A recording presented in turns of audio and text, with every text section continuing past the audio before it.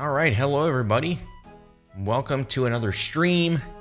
You know the drill. I'm going to be doing some farm runs, and then of course I'm going to be doing some Winter Todd. I think we're at the point where I only need 2 more Winter Todd streams because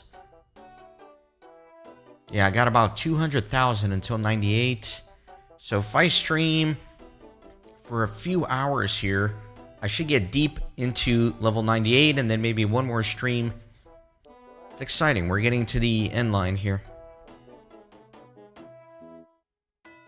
But, of course, my inventory's full.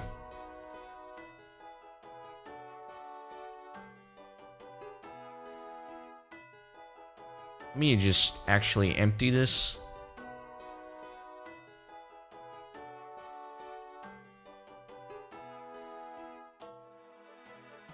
It's a little bit faster to get rid of things in my inventory this way.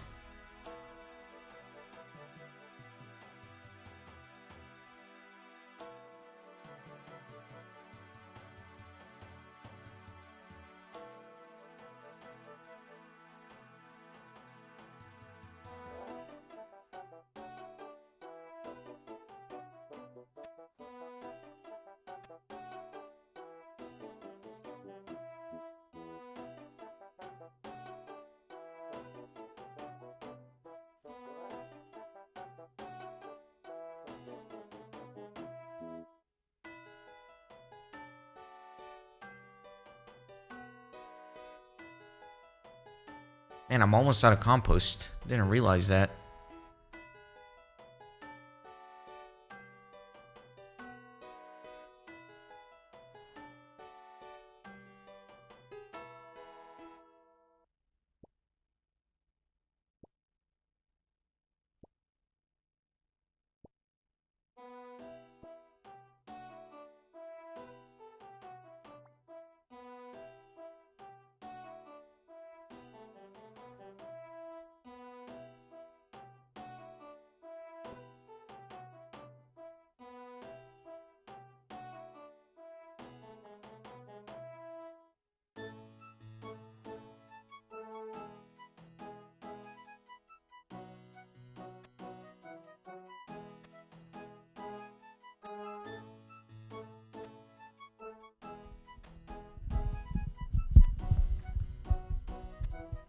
Sorry for that sound. I had to adjust something on my microphone. Hopefully that wasn't obnoxious.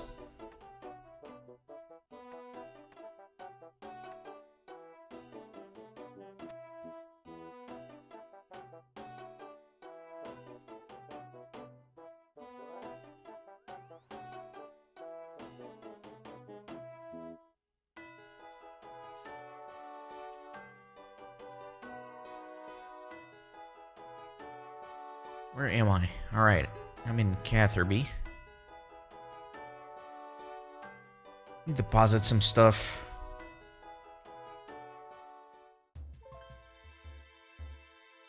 I might need some different seeds here. I don't know if I'm going to have enough corn for 4 more patches. Yeah, I probably will actually. I think we're alright.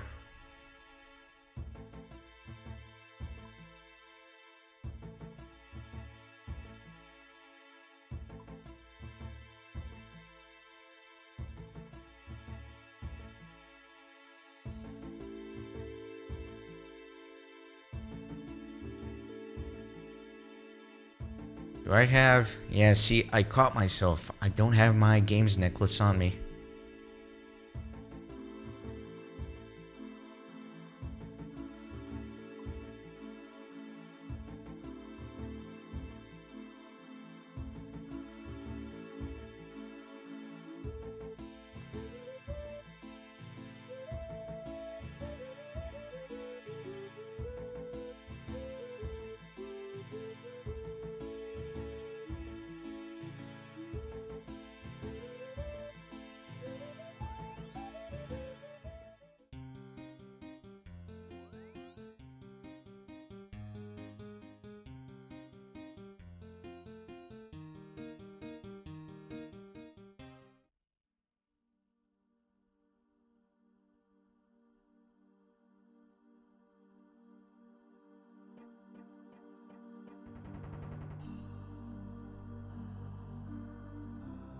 don't have any fertilizer here either. That's a problem.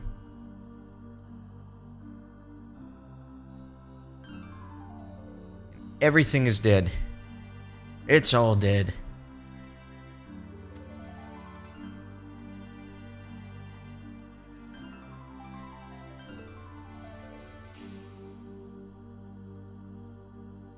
But I have like one more compost here. Yeah. Damn, that sucks.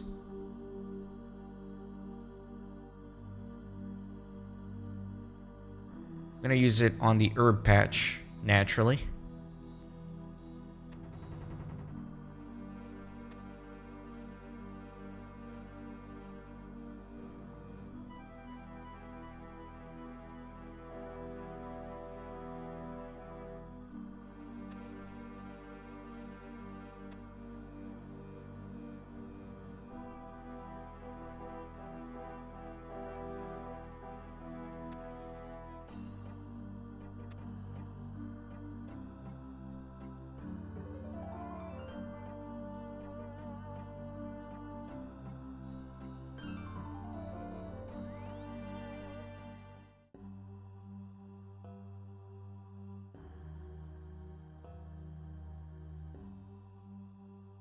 Drasham, this is how I know you're really getting to know me. It's because you ask questions like that. Fortunately, this is an early stream, but it's kind of halfway between an early and a late stream because I went to bed way too late last night, and I thought, you know what? I'm going to force myself to wake up and play RuneScape. I think I've talked about this before, where if I go to bed really late, sometimes I'll plan something really fun in the morning that motivates me to wake up. Like playing RuneScape, as opposed to, let me wake up and go do chores, because then I won't get out of bed. So oftentimes, if Renaissance Gaming stays up past his bedtime, like a degenerate, he'll plan a gaming session the next morning.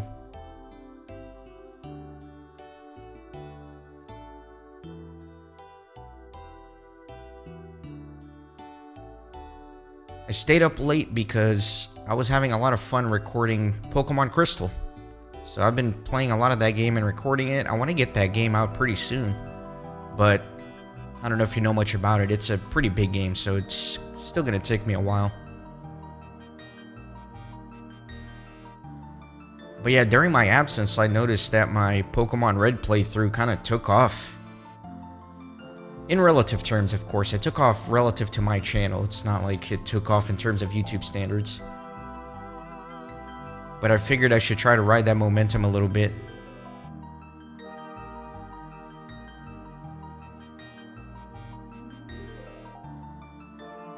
I probably already talked about this on another stream.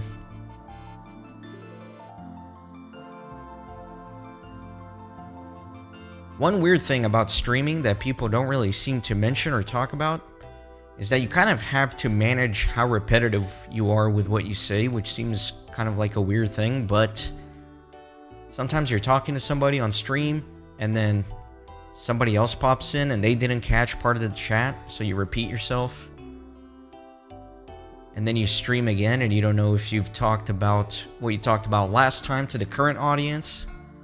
So you have to be cognizant of how repetitive you're being.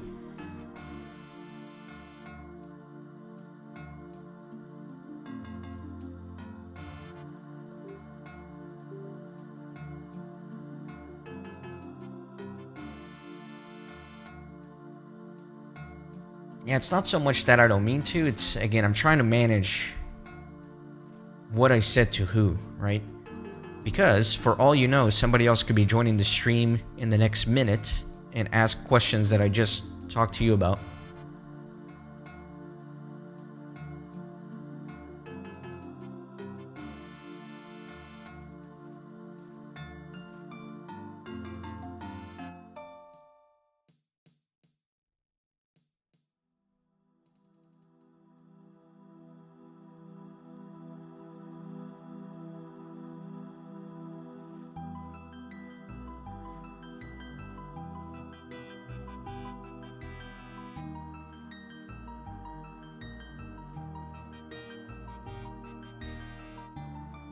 How far did I get with agility? So agility at this point is going to be very slow. So I'm still only 75 agility, right? Even though I did a full agility stream at 75. And that's because agility pyramid is not the best for experience. I was getting like 35,000 an hour there, which is pretty garbage.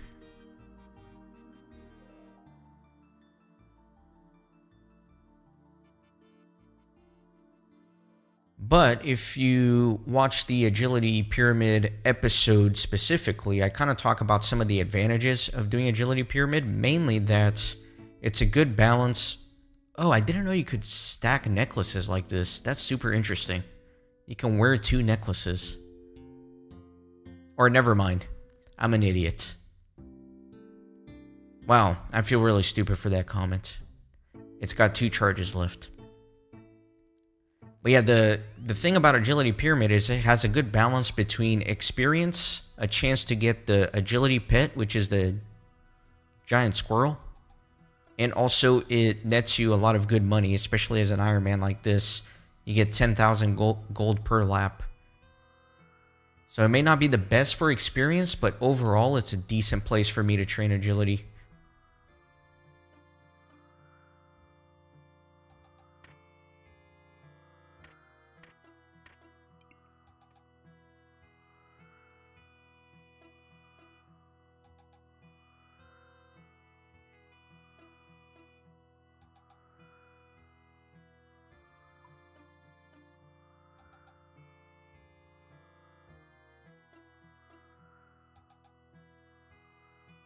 But it is very grueling, for sure. In terms of experience. In terms of just raw experience, it's pretty trash.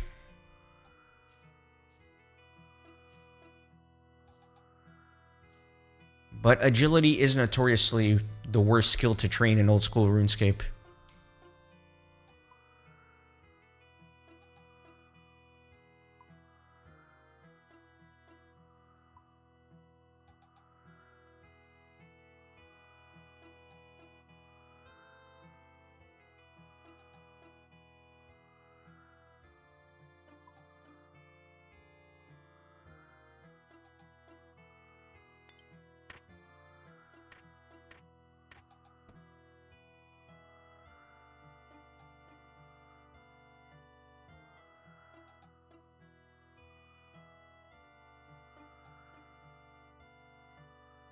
Alright, Winter Todd World, here we go.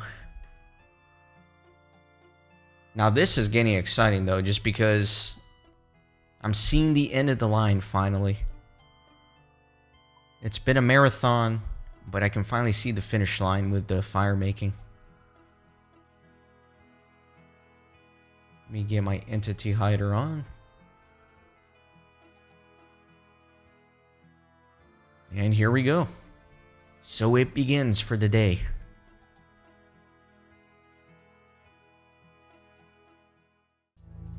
Alright, I should be able to get the 500 points here at 80%, hopefully. Just gonna go for it.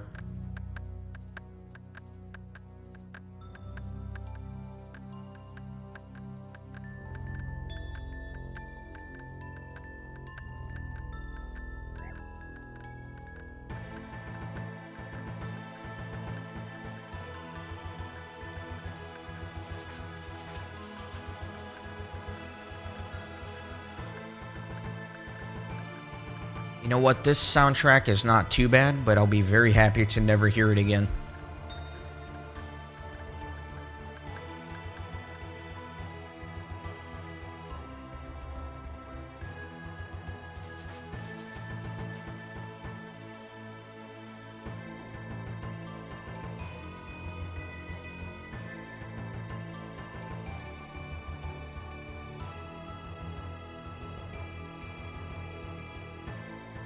For sure, that's why I always like to randomize it when I get in here, but doesn't help that it always starts out this way.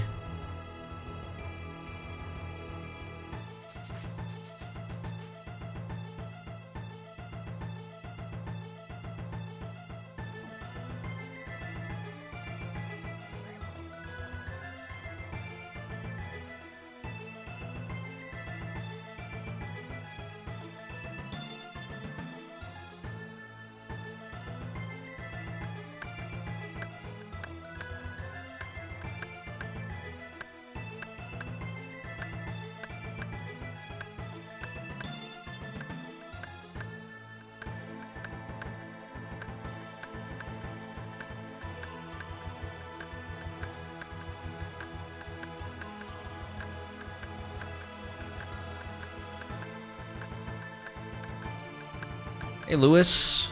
Welcome in. Been a while since I seen you in one of the streams. Always glad to have you here, though. Yeah, back at Winter, Todd. I was just telling Drasham that I can see the finish line now. Shouldn't be too bad. I think this stream and then one more stream after that and I should be at 90. 99, I mean. Yeah, I'm less than 200,000 to 98. So we'll be good. Yeah, and I get about like 330,000 per hour here.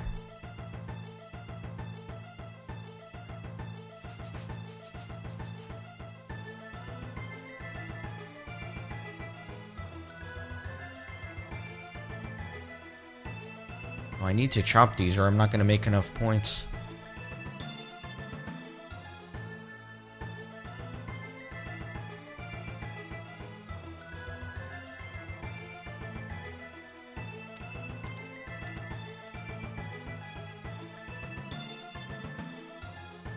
Barely got enough points.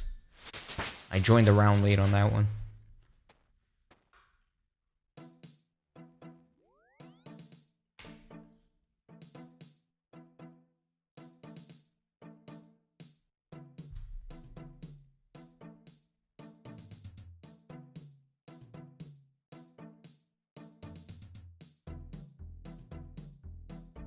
How's everything been with you, Lewis?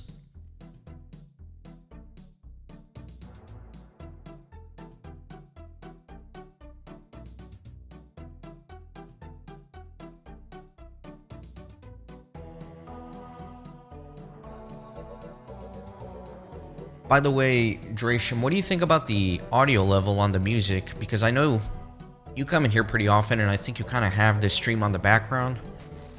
So I wonder if the music is kind of annoying to you, if it should be a little bit softer, or if it's at a good level.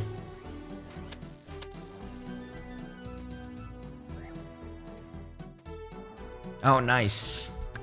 It's still got that new PC charm.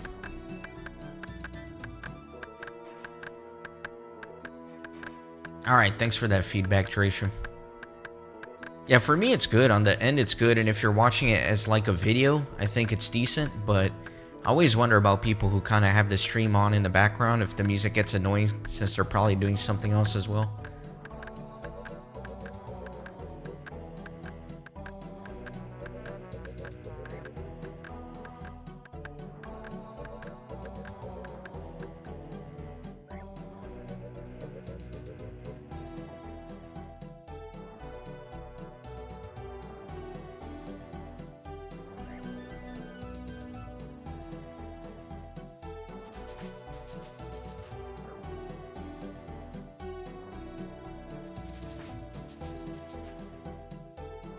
Oh, Minecraft's got some cozy music too. At least it did when I played like a decade ago.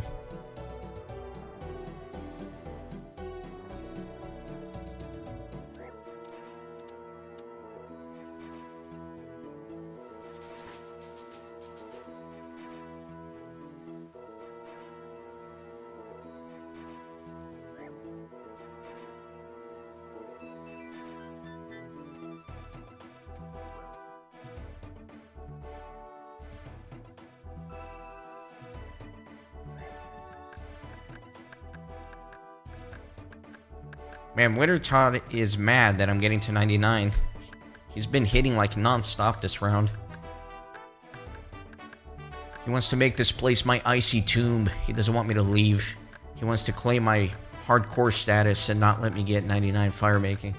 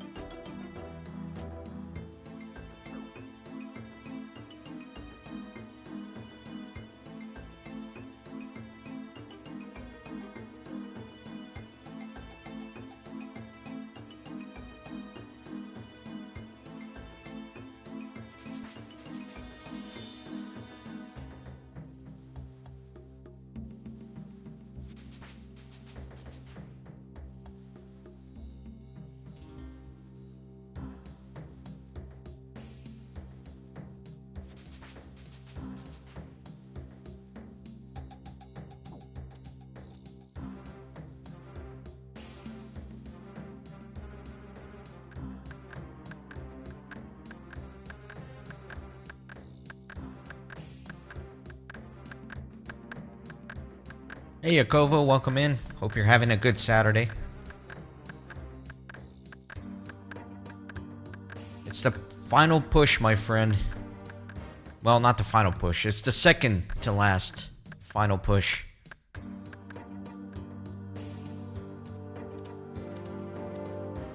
Gonna try to get as much fire making as possible today. Oh my god, I don't have a tinderbox. What am I doing? I kept noticing that whenever the brazier went out, I wasn't able to light it. And I thought maybe I was just not clicking fast enough or something. No, it's because I didn't bring my tinderbox. Spectacular.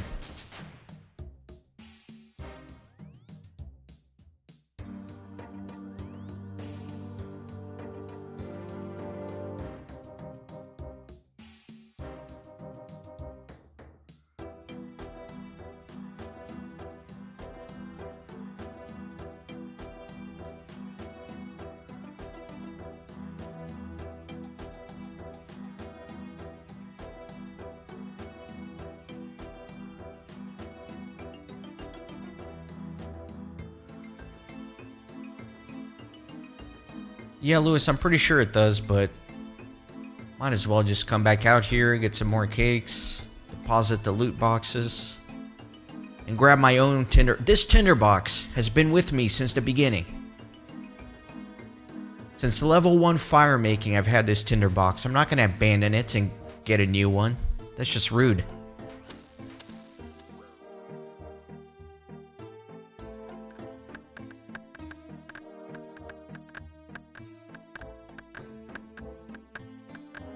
See, Yakovo, I hate to disappoint you, but I'm trying to figure out what to do with the boxes. I don't know if I'm going to open them immediately, or if I'm going to hold on to them and grind farming and herb lore a little bit more before opening them.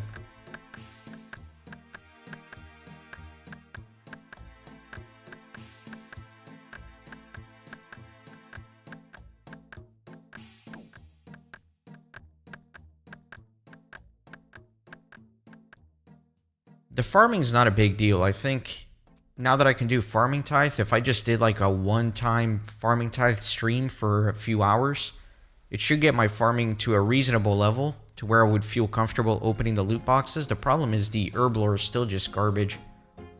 What am I? 17? I would love to get to like at least 40.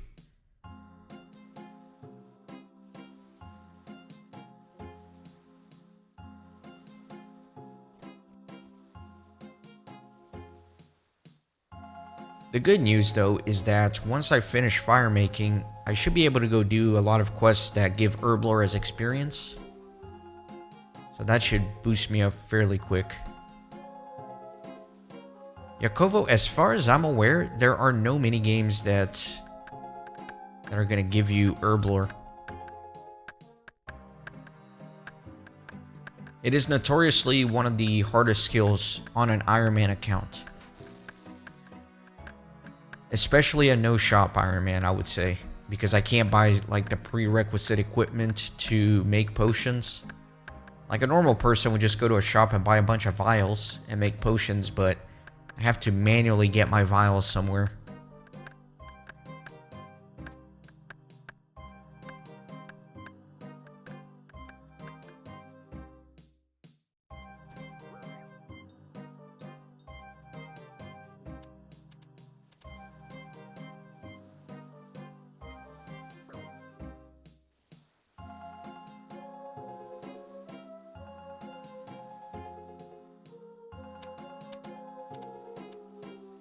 That's true. I haven't looked at the specific details yet, but I do think that I'll probably end up crafting vials. I know that once I do the Bon Voyage quests and I open up those birdhouse runs in Fossil Island, the other thing that's there is the seaweed farm, which is going to be very important for crafting and making glass, such as vials. So that's another reason to unlock that.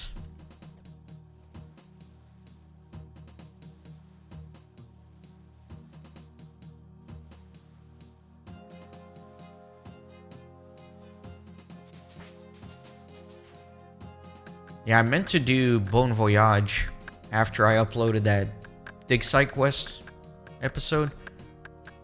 But you need 100 kudos at the museum to do Bon Voyage, and at this point the only way I could get kudos is by doing some quests that require combat. And I've explained this pretty much every Winter Todd stream. You know the reason I can't do combat just yet.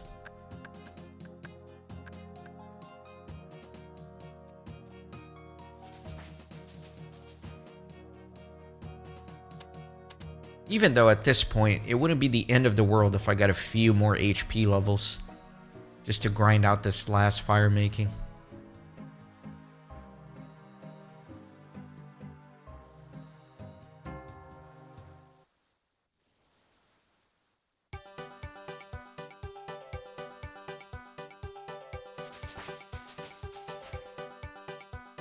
Getting a good 320 per hour here. That's very good. Should be leveling up 15-20 minutes.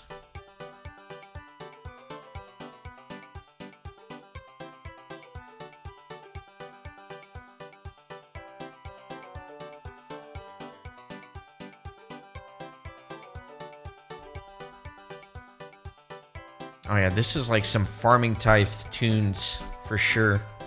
Feel like getting my overalls and straw hat on with this one rolling.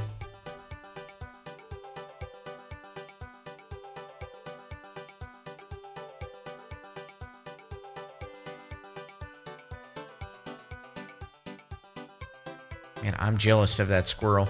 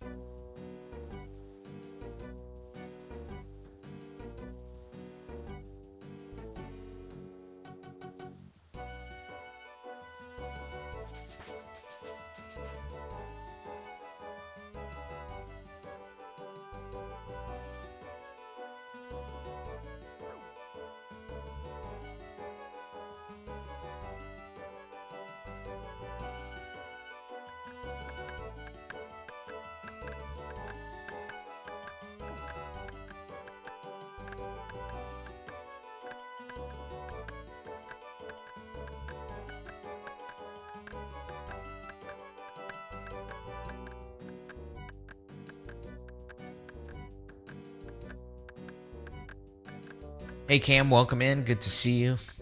I agree, the rune tunes always hit hard.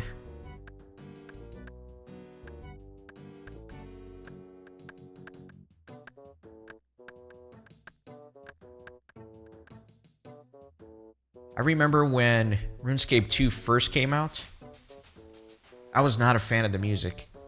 I thought it was weird.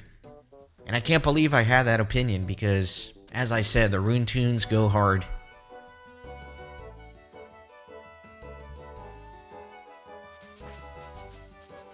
Sometimes I'll put on a playlist while I'm working on something.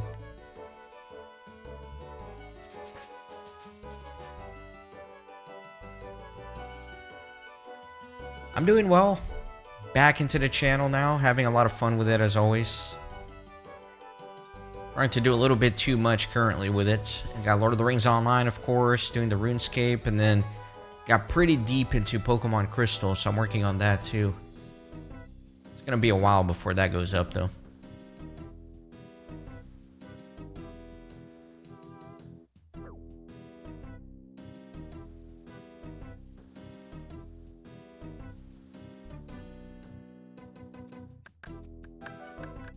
Yeah, same here.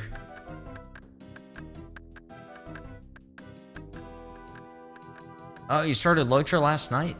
It's a good time to get in. They just launched those legendary servers, Angmar and Mordor, which seem really cool. They added some interesting new mechanics to them.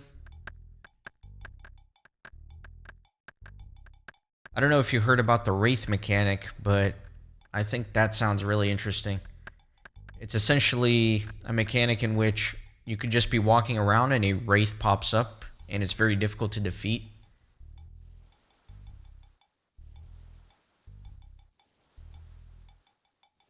Yeah, like a wandering...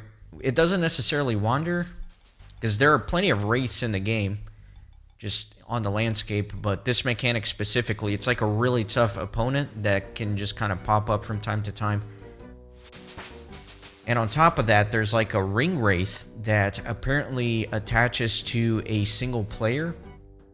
And so every once in a while, as a rare event, a ring wraith can pop up. And it requires a bunch of people to kill it. So the event kind of gets broadcast to the world and a bunch of people can kind of try to travel there together and defeat it. I think that's how that works. I didn't dig into the details. I just listened to the community manager explain it on a stream.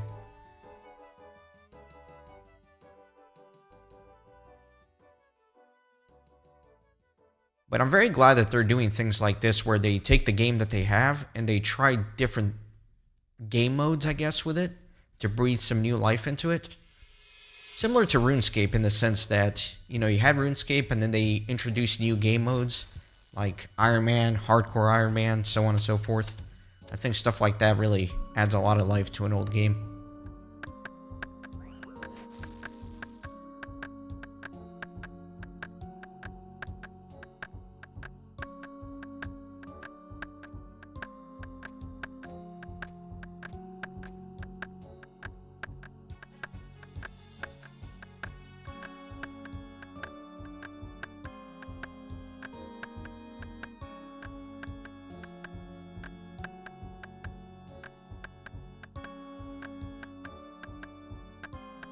Exactly, like leagues. Speaking of which, I'm glad you said that because there's the legendary track on Lord of the Rings Online, and I think it's about to end and a new one's going to start and you have to claim all your rewards, so I need to make sure I do that today.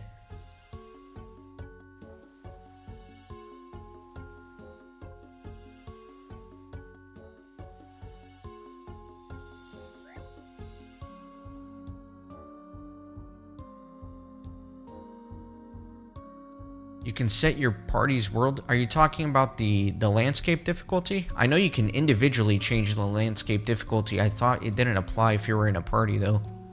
Unless they changed it.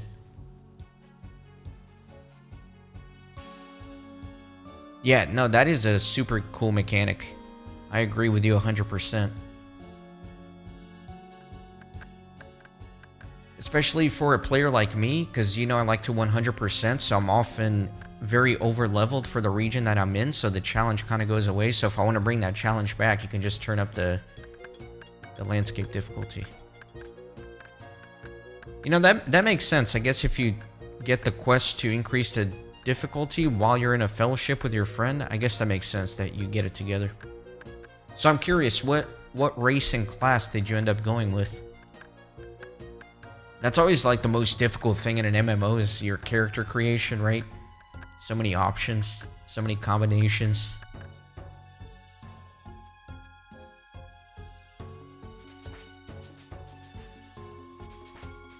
It's a little less restrictive now. Like when I started the playthrough, I wanted to do a champion, but I also wanted to do a hobbit, and you couldn't be a hobbit champion at that time. But now I think you can.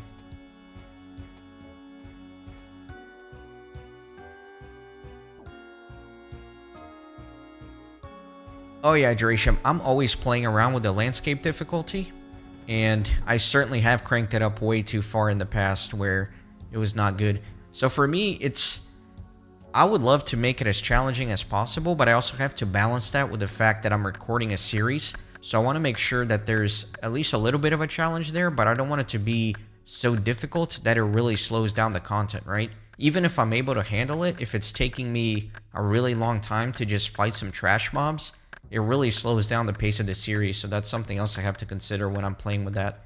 So I'm always adjusting up or down a little bit to get to that perfect balance. But if I were just playing by myself, I would love to do like a max difficulty challenge.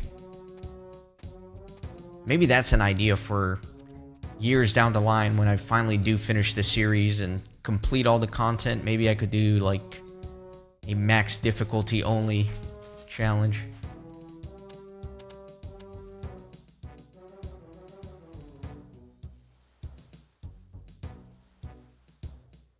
Okay, so you went with a human runekeeper.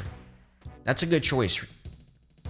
Like Drasham said, runekeeper is a lot of fun. It's a very versatile class, right? Because you can specialize in healing. You can specialize in a ton of damage. You can do AoE. It's a very powerful class overall, and you can definitely do a lot of damage as a solo player, but also a runekeeper is an invaluable asset to a fellowship because you can fill different roles as needed. The only thing I'll say with runekeeper, and it may not be as much of a problem today, but back when the class first came out and hardware technology for computers wasn't as good, and computer components were a little bit more expensive, runekeeper is graphically intense just because of all the animations from the moves. Sometimes it would lag computers a lot. I remember when I had a crappy computer before I even started this channel and I was playing Lord of the Rings Online and I was raiding. I'd get upset whenever there was a runekeeper in the fellowship just because I knew that was going to lag my computer. But not really an issue anymore. I think they've optimized it a lot on their end.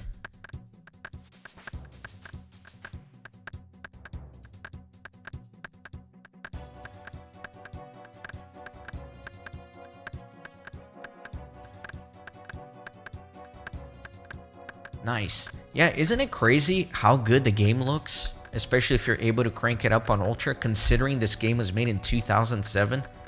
I still can't believe that it's like a 2007 game for as good as it looks. Bjorning sounds like a lot of fun. Admittedly, I do not have much experience with Bjorning. It's probably my least understood class, if I'm being fully honest.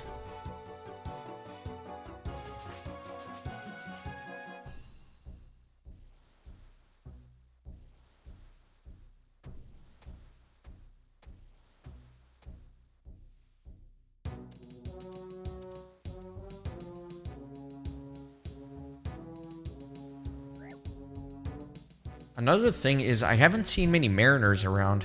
It's been a while since the Mariner came out, but I haven't seen that many in game.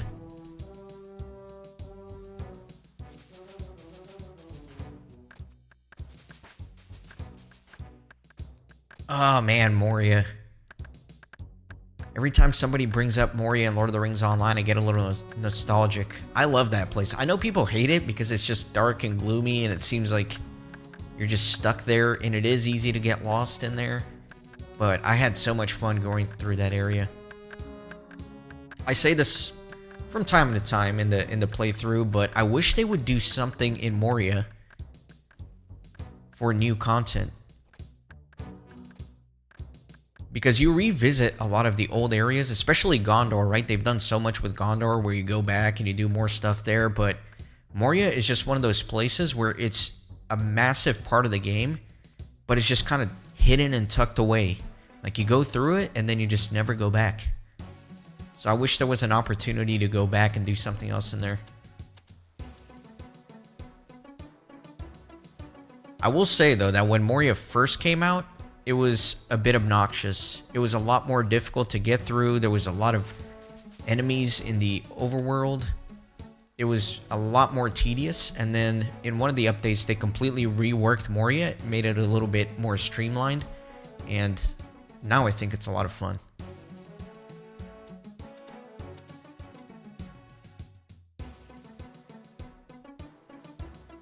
And then the instances in Moria are a lot of fun.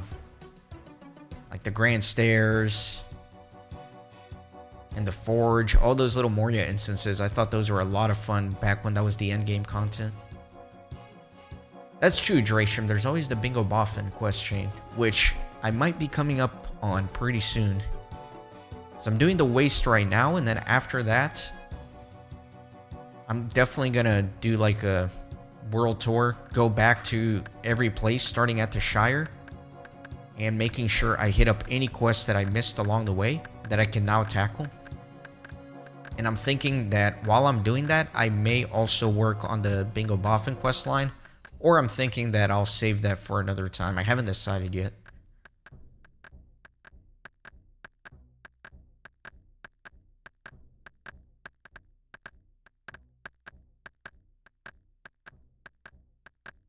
So I know after the Waste... Oh man, I'm like chopping here without burning.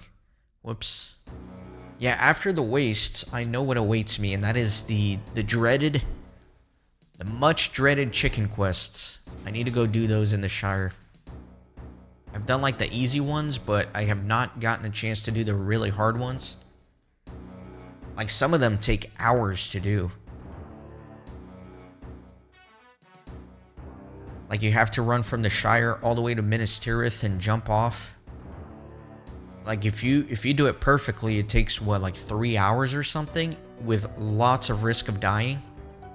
So that's going to be a pain.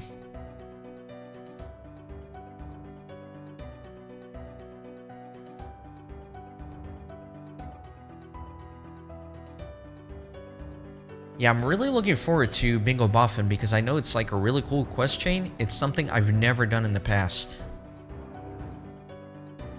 So I'm trying to stay spoiler free with it and enjoy it when I get to it.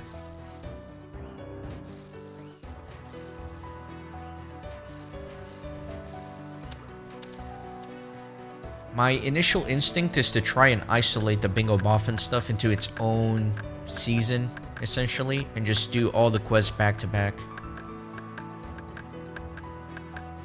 Yeah, Cam, the little I understand about the Bingo Boffin quest is that it starts, as the name implies, with Bingo Boffin, who's a hobbit in the Shire, and he sends you on a quest chain that essentially takes you all over Middle-earth. Up to... Is it up to Gondor or up to Rohan?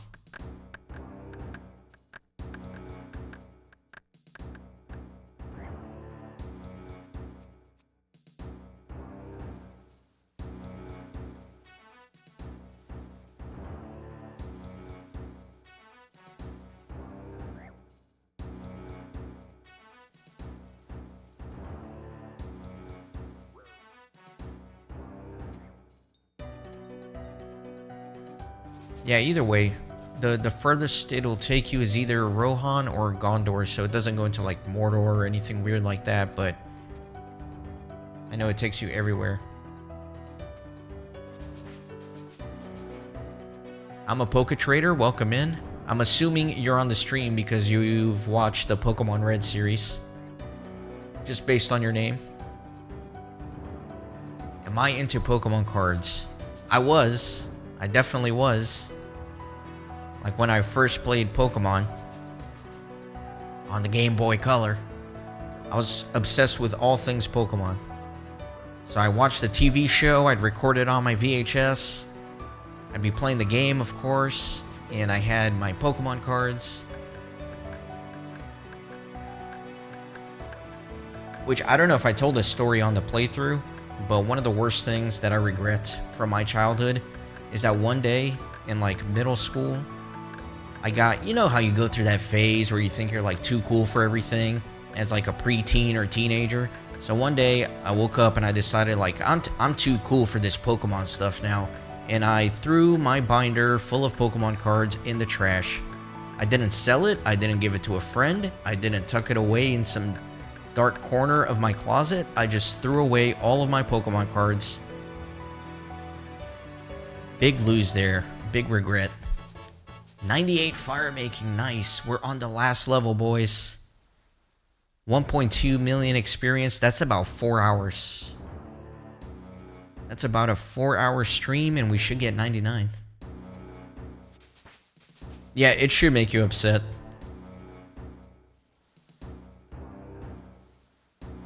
I had some good cards too. I had some decent cards. I don't remember exactly everything that I had, but I do know that one card that stands in my mind particularly was a holographic Blastoise, like the original one.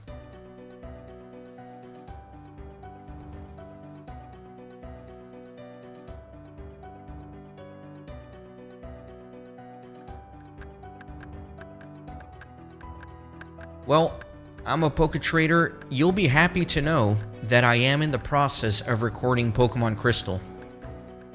So because I like to 100% every game and I plan it very meticulously and I route everything and I try to do it perfectly, I generally don't release episodes of what I'm recording until I finish the entire series. So it may take a little while for those episodes to go up, but I'm like 16 episodes deep into Pokemon Crystal. So I'm working on that and I'm having a ton of fun with it. In fact, I wanted to play Pokemon this morning, but I kind of forced myself to do a RuneScape stream. Not that this isn't fun, but I was just having a lot of fun with the crystal. Oh yeah, I'm at my Pokedex currently is at 64 out of 251.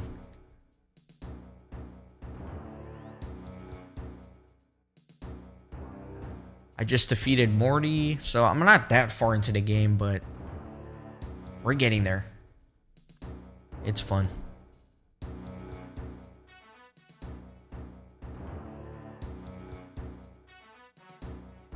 You asked how you donate. I certainly don't expect anything at all, but if you do feel compelled to, if you ever watch any of my videos, not streams, there's like a little outro at the end of it that kind of goes over different ways to do it. I think if you scroll down, there's a bunch of links. You can do cryptocurrency, you can hit the little,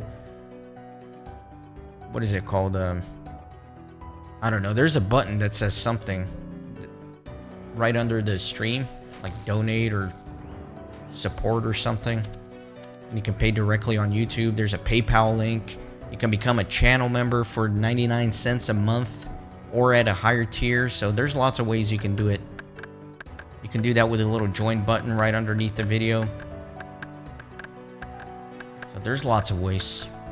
But again, just you being here chatting is enough support for me. That's what I enjoy the most, is just when people get excited about the videos I'm recording.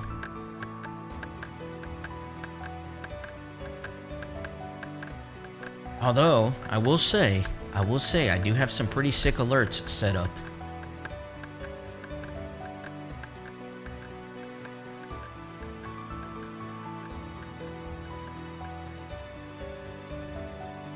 Or at least I think they're set up.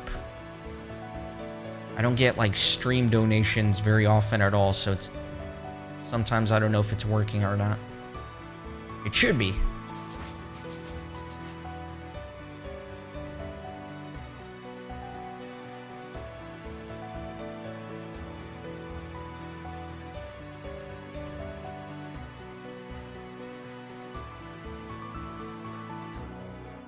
But yeah, one thing I'm focusing on the Pokemon Crystal playthrough is to For alerts, I think that... So for channel member and for the direct donate thing, those get alerted. If you do any sort of Bitcoin transaction or anything like that, that will not get alerted. I also don't think that PayPal or Patreon alerts. So I think just the specific YouTube-based ones.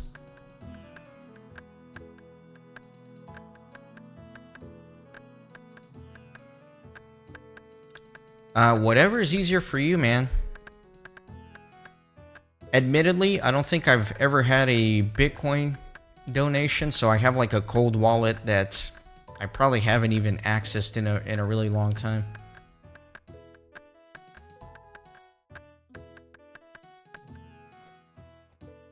I'm out of food. I need to get more food. Man, I keep getting distracted. What was I saying? I was saying, yeah, for Pokemon Crystal, the main difference I'm trying to highlight between Crystal and Red is that I got a lot of comments of people getting a little bit frustrated with me only using a handful of Pokemon, which I understand. It's not as fun that way, so I'm really trying to be more diverse with how many Pokemon I'm playing with in Crystal.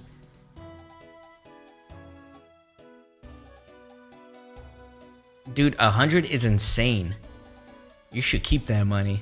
That's way too much money.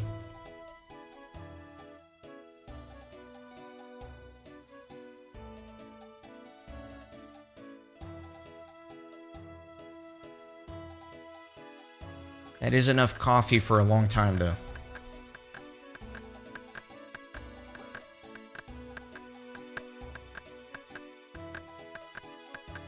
Cam, what is Skyridge? And are you talking about like that original classic Charizard card?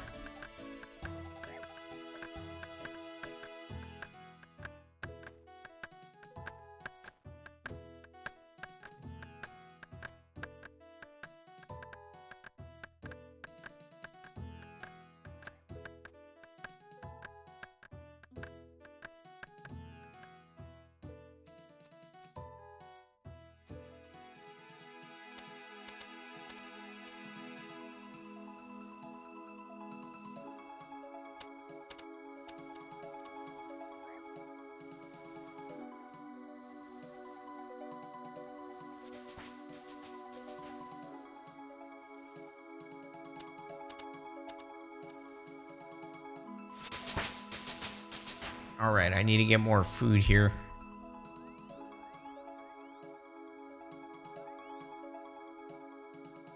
Alright, since I'm taking a quick little break here, let me actually see what alerts I actually have set up. I know for sure both the YouTube ones, like if you subscribe or if you become a channel member or if you hit the little donate button through YouTube, those are definitely set up. I don't think the other ones are though.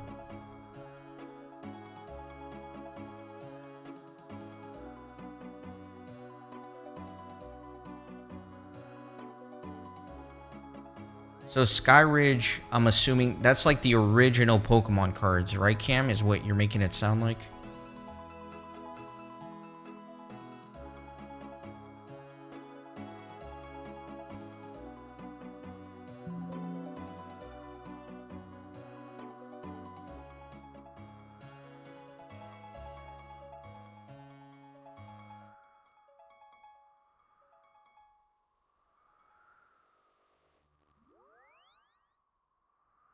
Let me log into Streamlabs here and see what I got.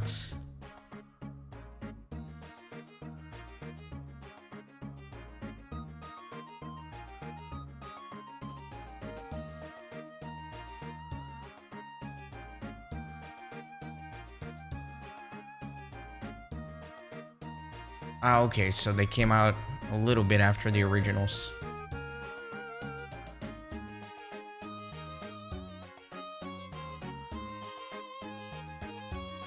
This Streamlabs site is not working for me, and I think it's because of my ad blocker. I have a lot of like privacy and security tweaks to my browser and my internet setup in general, and the only problem with that is that it breaks a lot of websites, and it looks like Streamlabs is one of those. Sites are getting super annoying now in terms of VPNs. Like if they notice you have a VPN, they just won't let you use the site. Super annoying.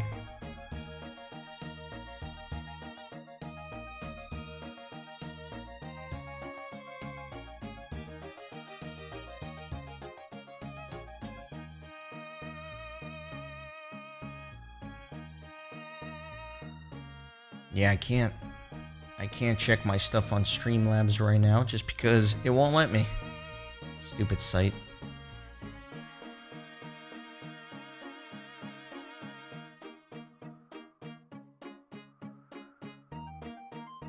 Anybody else have that issue where their internet is just broken because they put so many privacy and security things?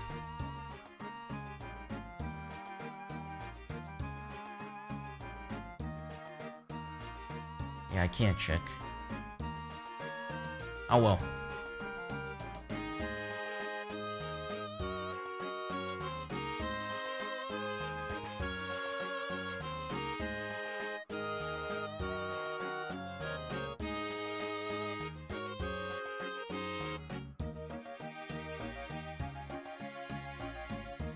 But anyway, yeah, rip my Pokemon cards in a landfill somewhere.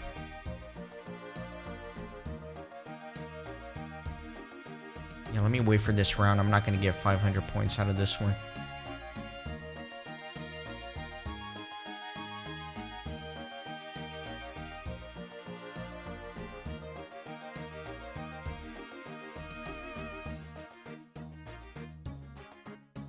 Alright, Lewis, because you said you played a lot of Crystal and Gold and Silver, I gotta ask, since I'm in the process of recording Crystal, any favorite Pokemons from the Generation 2? Because I'm kind of struggling to build a team.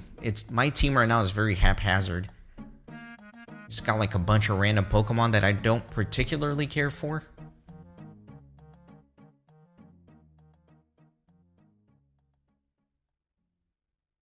I'm not as familiar with Generation 2. Like in Generation 1, I'm by no means an expert player, but I felt like I had a good understanding of the different Pokemon types and all the original 151 Pokemon and all the different moves. In Generation 2, I feel a little lost. Like I don't recognize all the Pokemon. I don't know what evolves into what. I don't recognize some of the moves. And so like a true and spectacular nerd. Oh my god. Do I humiliate myself with this? Like a true nerd, I made flashcards for Pokemon to learn the Pokemon and the moves for Generation 2. Sitting here like a dork, learning Pokemon flashcards.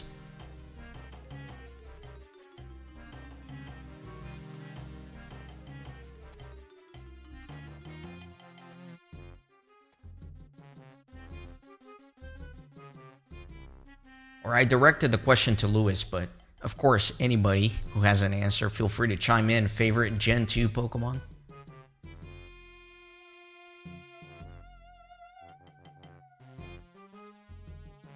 Yeah, you know what? Let me see if I can show you my deck here for my flashcards. Just because I talked about it, I guess.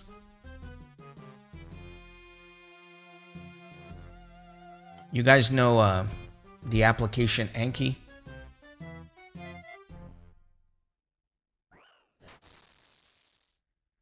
Okay, you're a Totodile guy. Yeah, that's definitely a Gen 2 Pokemon, and that's actually the starter that I picked for my playthrough, was the Totodile. And I do like it a lot, for sure. The only problem is, Totodile is a water Pokemon, right? And I've noticed that the early game for Pokemon Crystal, there are so many water Pokemon that you can catch. So it's kind of annoying because you're already covered in the water department with a Totodile, so a lot of the early game catches are kind of useless. Nah, you're definitely not on the spot. You got all the time in the world to think of an answer. I'm gonna be streaming for at least a few more hours.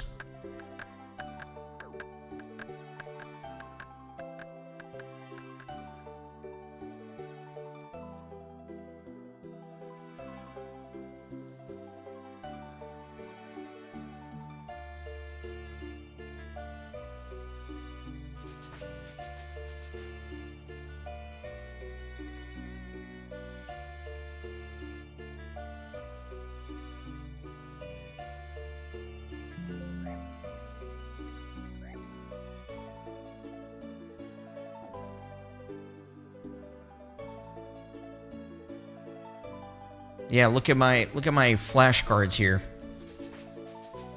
Tell me I'm not a nerd. I dare you.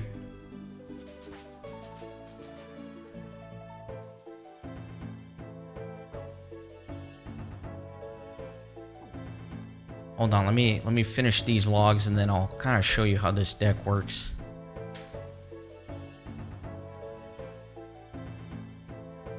Definitely need to eat some cake here. Yeah, so here you go. This is what is this? Remoraid, and he evolves into Octillery. He evolves into Octillery at level 25, and he is a water Pokemon. And there you go. Remoraid, type water, evolution, Octillery. This is a Donphan. He is a ground type Pokemon. He has no evolution. Look at that. This is what is this? Apom? Is that what it's called? Apom, normal Pokemon, no evolution. Yeah, look at that. What a nerd. Murkrow, dark type Pokemon. No evolution. Yep.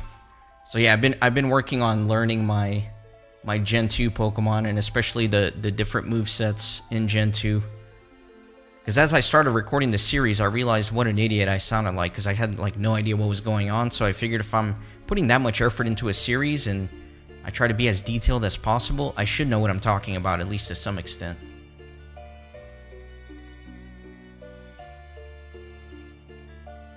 Hey Akatsuki, welcome in. This is like the first stream I've ever done where you were not the first person here. So we were talking about me recording Pokemon Crystal, and we were talking about a lot of Pokemon stuff, and I was just highlighting what a nerd I am, because as I'm recording Generation 2 Pokemon, I realized I didn't have a good grasp on the Gen 2 Pokemon and the moves, and so I made flashcards to learn them like a real nerd. So that's what that was all about.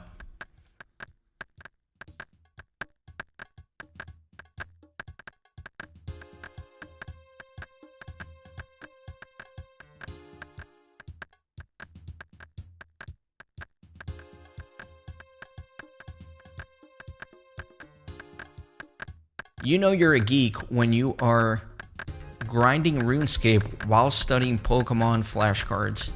It doesn't get any worse than that.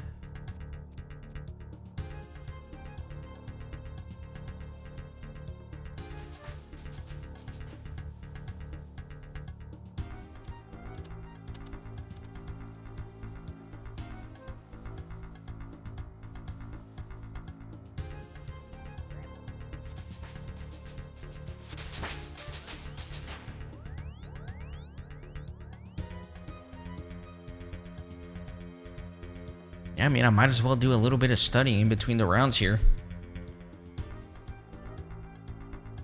Alright, so this is Bayleaf, grass-type Pokemon. Evolves at level, what is it, 32? 32 to Meganium. Nice. Hoppip, flying and grass-type Pokemon. Evolves into Skiploom. I don't know the level. I want to say it's 16? No, 18. Okay. See, so for this one, I would say that I have to do it again in less than 10 minutes. This is Natu. It's a flying and psychic Pokemon. Evolves into Xatu at 25. Yep. Then we got Ladybot is a bug and flying. Let me start my fire here. Yeah, bug and flying evolves into Ledian. I don't know what level. 20. Is it? Let me go with 18. Yeah, 18. Nice. Alright, that's enough of that for now. I just kind of wanted to show you guys.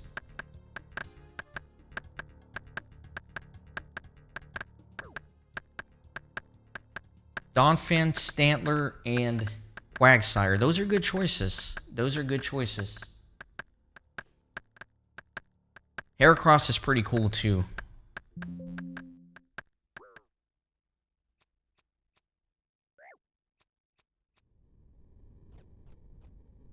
I need to catch a Phanpy. I haven't caught a Phanpy yet, but so far in my playthrough, I have caught a Stantler.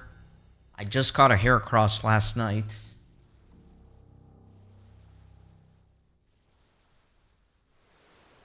And then I have a Wooper. I don't have a Quagsire yet.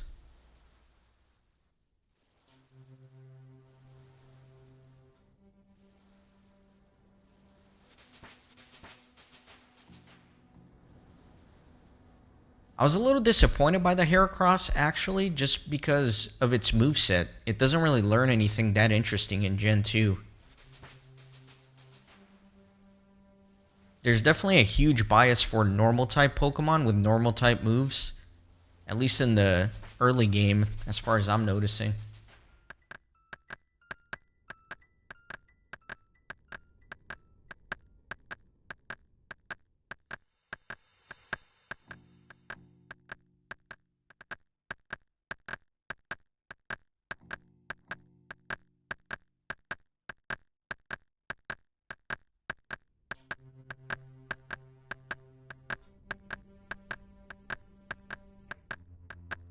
But yeah, I haven't really found a Pokemon that, like, is really speaking to me in the current playthrough. I've been using the... You catch a Ghastly pretty early on in the game, and I've been using that a lot because it has early hypnosis, right? And it's been great in terms of being able to put Pokemon to sleep to help me catch them. So the Ghastly has been a big part of my team. And then because of the friendship evolution mechanic, I do have a few of those Pokemon that evolve only by friendship in my party just to make sure they're always working on that happiness because it takes forever. So it's good to keep them in your party.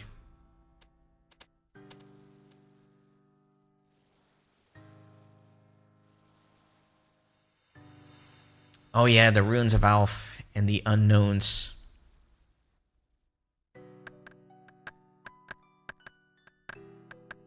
What's funny for me is that as a kid, and even now, I always mix up the Unknowns with Missing No from the glitch in Generation 1. To catch the Mew, you have to do that Missing No glitch.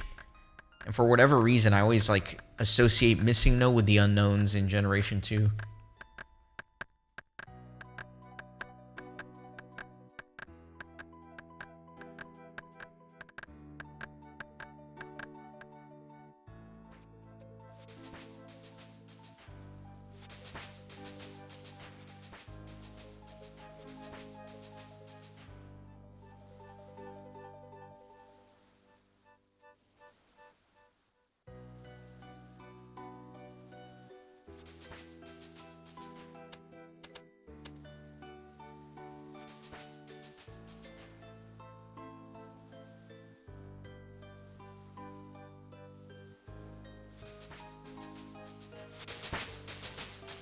Alright, let's do a little bit more studying in the meantime.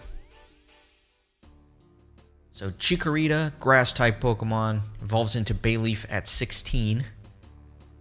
Good. This is Ampharos, electric-type Pokemon. It's the final evolution. Got good old Meryl, water-type Pokemon. I think it gets a secondary type in a future generation, but for Gen 2, it's strictly a water Pokemon. Evolves into Azumarill. I don't know at what level. I want to say 22. 18. Damn it. Got Cleffa. In future generations, it's Fairy, but for Gen 2, it's normal. And of course, it evolves into Clefairy, and that's a friendship evolution. Tyranitar. This Pokemon seems cool. So it's Rock and Dark. Yeah, it's a Rock and Dark, and it's the final evolution. Cool. Alright, back to the game.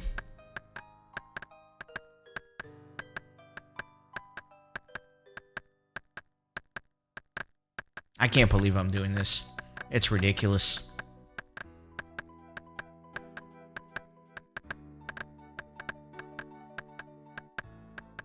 I dare anybody to find a live stream right now that's nerding out as hard as this.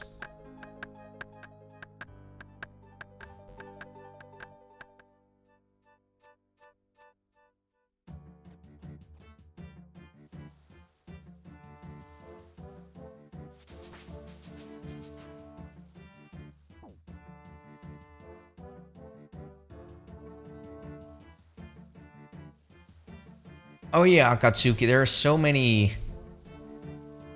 Ruins of Alf dissection and exploration videos and theories and conspiracy videos. Those are always fun to watch.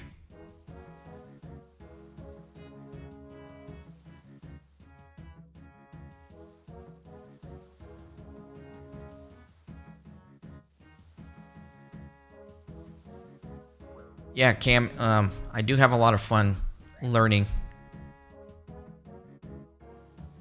Finally getting a good handle on the Gen 2 Pokemon.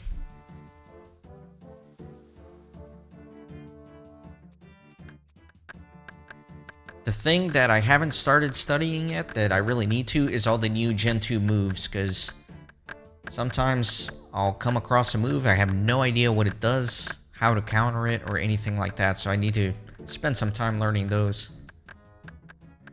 It's not as fun though, right? Because at least the Pokemon, you get a little picture to go with it. With the moves, it's just words.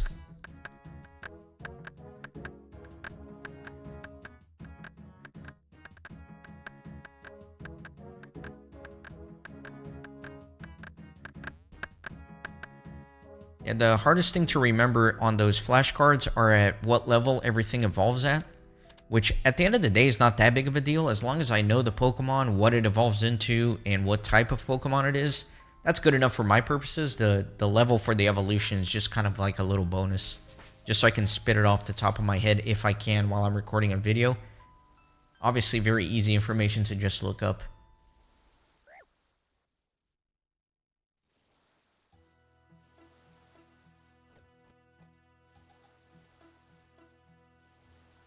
Yeah, we're at Gen 9 now. Like, how many Pokemon are there in Gen 9? It's at least 1,000, right? There's so many. But for now, I only have to worry about 251.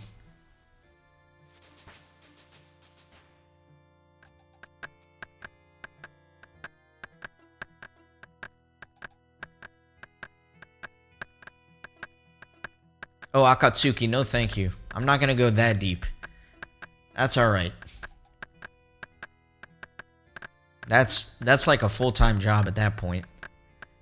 It's like getting your PhD in Pokemon with a subspecialty in movesets.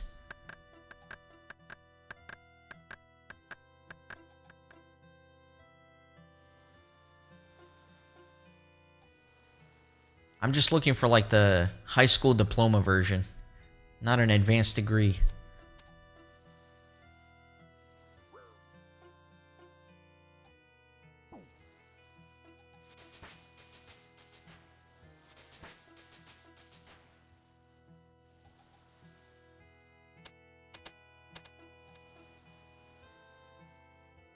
Yeah, I know the evolution lines and different things that can happen to different Pokemon starts to get pretty complex in future generations, but thankfully it's still fairly simple for Gen 2. I think the hardest thing in Gen 2 is the Eevee evolutions, the Umbreon and the Espeon.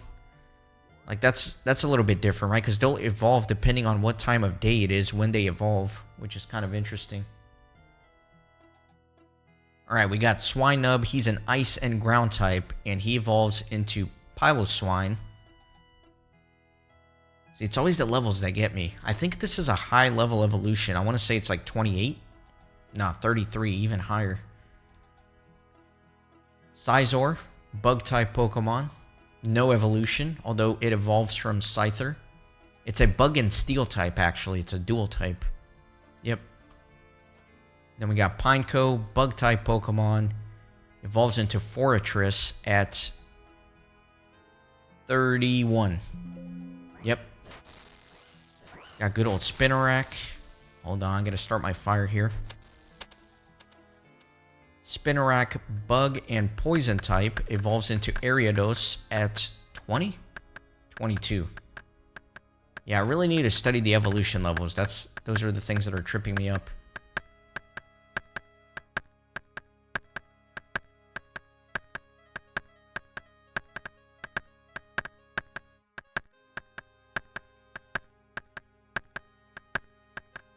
$1,025 Pokemon. That is crazy.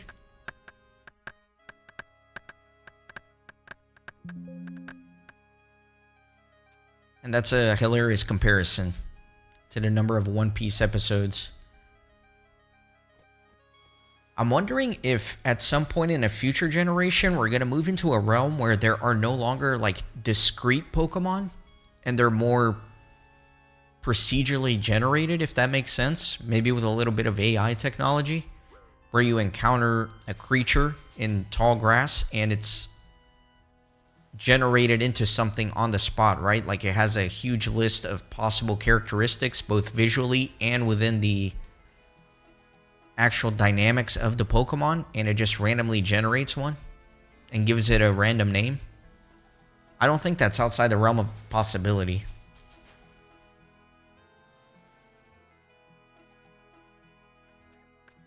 But I think it would bring in a lot of challenges because the whole core mechanic of the game is this whole rock, paper, scissors kind of thing where different moves counter different types and so on. And if everything is randomly generated like that, it would be kind of hard to feed that dynamic.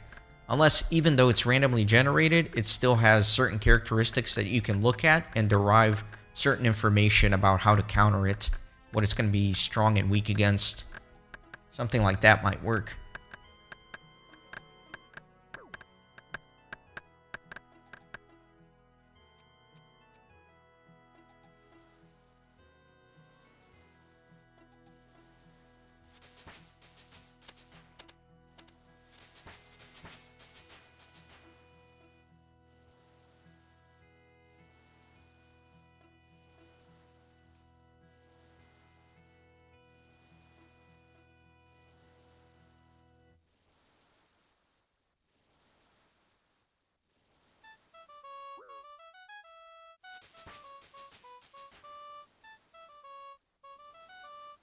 Wild Spore.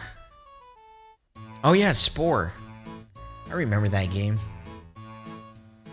I never played it, but I remember getting super excited about it when it was first announced. I thought it was the coolest idea ever for a game at the time. I was so hyped for it, and then I guess it turned out to flop a little bit, so I never played it.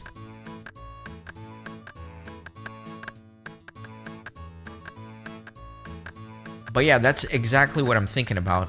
Some type of mechanic like they implemented in Spore where you can just have all these infinite number of combinations of creatures.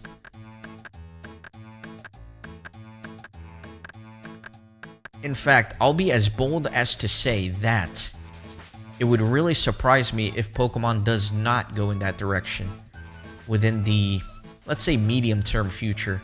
Let's say like within the next 10 years or so, if Pokemon has not introduced that mechanic, I'll be very surprised.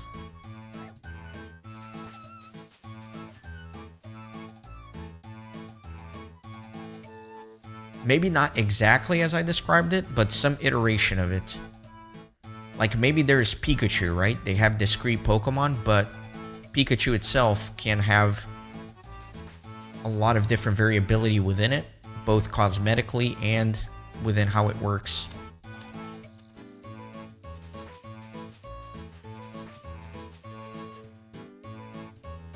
Oh yeah, see, you know, the thing about Spore is I don't think it was very successful. However, it might have just been ahead of its time, right? I feel like if a game like Spore came out today, it would be super streamer friendly, and I think it would gain a lot of popularity. Could you imagine like the big name streamers making the most ridiculous creatures imaginable, and chat is interacting and giving suggestions? I think it would be a very stream-friendly game, and if it had come out in the era of Twitch, then it might have done a little better. Yeah, I agree, Cam. I was completely blown away by just the initial presentation of Spore as an idea. And I remember I was following that game religiously before it released. Which is kind of weird because, like I said, I never played it, even though I invested so much time into preparing to play it.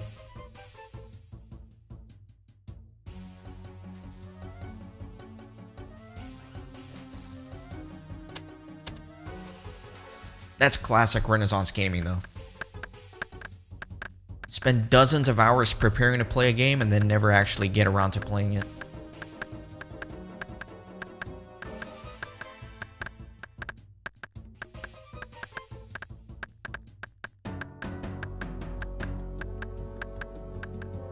Yeah, Yakovo, No Man's Sky is another game that's kind of got that Spore vibe to it.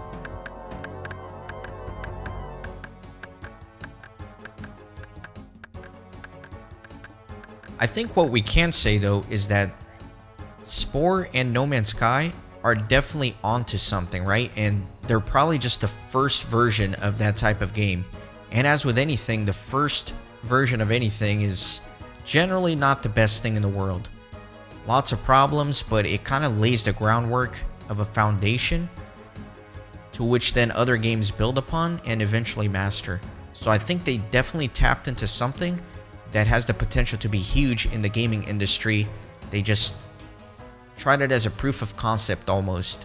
And even though they weren't able to execute, I definitely think they opened the door to something pretty impressive.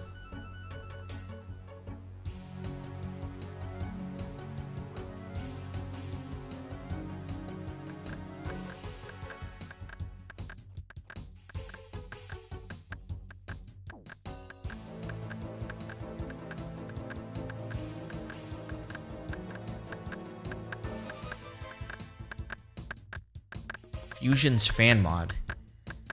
Yeah, that's the other thing with games nowadays. There's so many ROM hacks and mods for the game that there's so much replayability. Like even in these older Pokemon, right? Like I was looking at Pokemon Crystal ROM hacks where they have a completely different version of the game with interesting new features, and you can do like randomizers for them.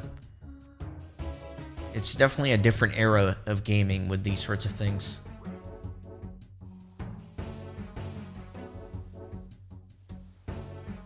Hey, Iggy Nub, welcome in.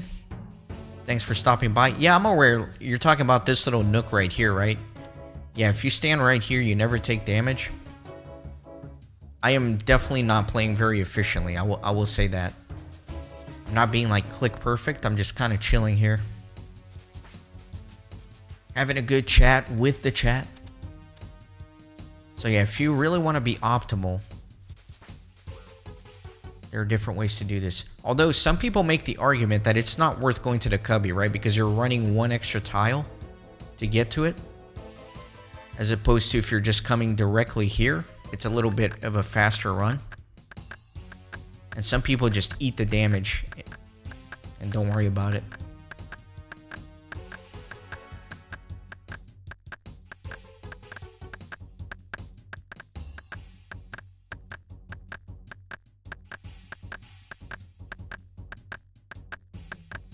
Yeah, Yakovo, it's crazy. I love seeing this new era of gaming for all my favorites from childhood, like Legend of Zelda and Pokemon, and people just creating different versions of it.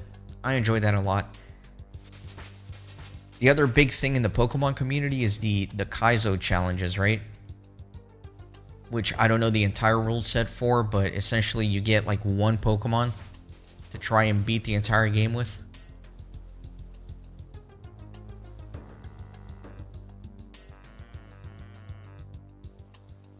Many different ways to experience the classics.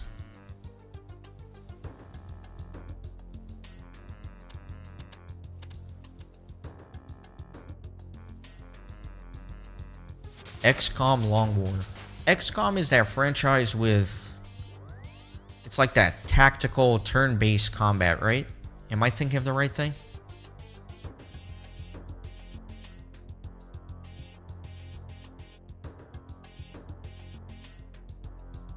Alright, let me squeeze in a few flashcards. You got Quilava, fire Pokemon obviously, evolves into Typhlosion at 36. Got a repeat of the Hoppip that evolves into Skiploom at level 18, grass and flying type. Marill, water Pokemon, evolves into Azumarill. It was the level that I forgot. I want to say 18 again. Yep. Piloswine. No, this is a Swinub. Ground and Ice. Evolves into Piloswine at 33. Yeah. Nice.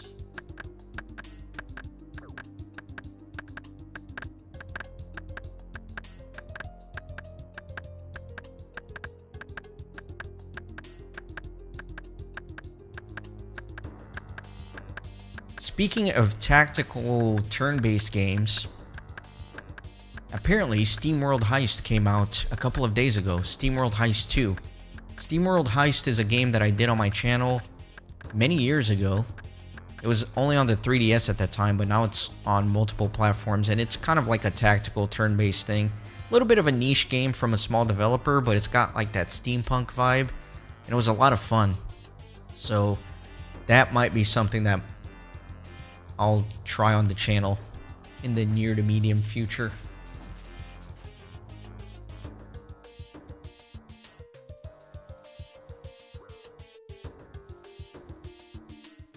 I did enjoy that game a lot. That was a lot of fun. Again, small game, not a big audience, but just one of those little indie hidden gems.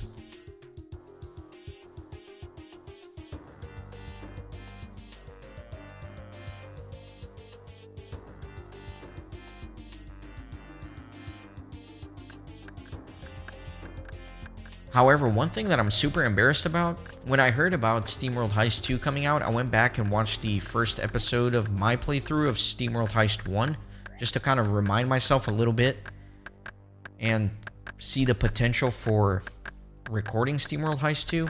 And apparently, I play that game in easy difficulty, which drives me nuts, because if you guys know me, you know that I like to do everything as challenging as possible. I don't think I've ever done a game on my channel where I don't do it in the max difficulty. So I even thought about going back and redoing it at a higher difficulty. I think the reason, well, I know the reason that ultimately I didn't do it in the hardest difficulty is because since I was recording it, if you fail a mission, then you can't redo the cutscene. And it's almost impossible to do that game in the max difficulty without having to repeat a mission, because sometimes you have to grind for experience. And so for the sake of being cinematic and being able to include all of the cutscenes, I think that's why I made the decision to go with the easy difficulty. But in retrospect, if I were to redo that today, I would have played through the game twice. Once on easy, and then I would have kept all the cutscenes, and then I would have done the actual playthrough in hard and spliced in the cutscenes where appropriate from that initial playthrough, which is a lot of work, but that's probably how I would have done it at this point. I'm rambling. I don't know why I'm talking about this. Nobody cares about this.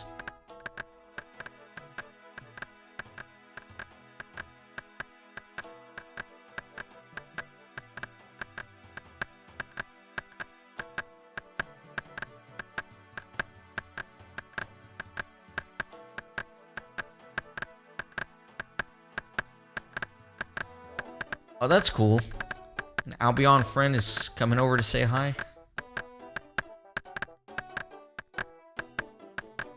Yeah, it's weird. My best friend, I met him in middle school. And then after middle school, we moved away. And we talk almost every day by text. Almost every day since then for like, I guess 20 plus years at this point. And what's really funny is we have never seen each other in person since middle school. So we have like this really strong relationship and friendship, but it's been over 20 years since we've seen each other in person. Kind of weird to think about. Kind of odd.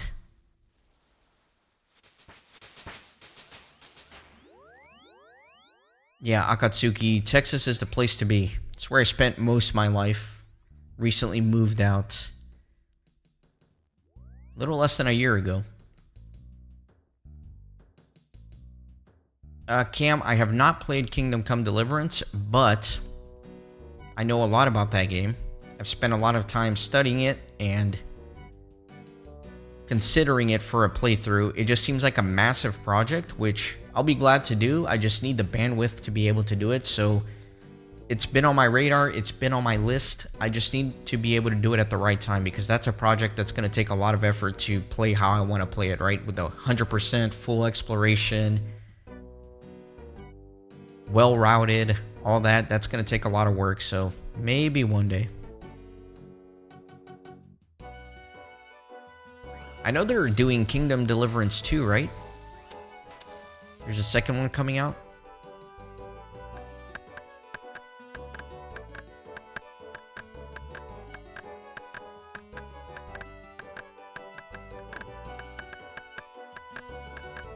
All right, Yakovo, thanks for stopping in and chatting. Hope you have a great rest of your weekend.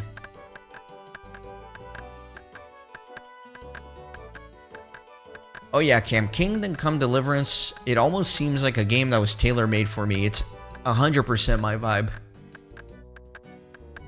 I'm actually very surprised I have not played it.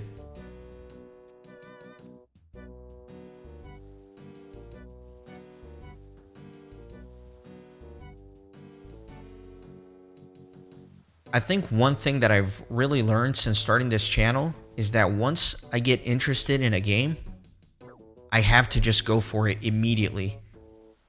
Because what often happens is I'll get interested in a game and I kind of dip my toes into it and maybe sort of record a little bit here and there, and then another game gets in my mind and I get super hyped about it and I abandon the initial one for the next one. So it's almost like once I get inspired to do a game, I have to ride that momentum and just go all out on it before I lose interest and move on to something else. So maybe next time the Kingdom Come Deliverance bug bites me, I'm just gonna go for it and dive in head first. That's kind of what happened with the Pokemon Crystal. I did not intend to make that my next game. I intended to record something else. But then I got the itch to do Pokemon Crystal and I just went in head first.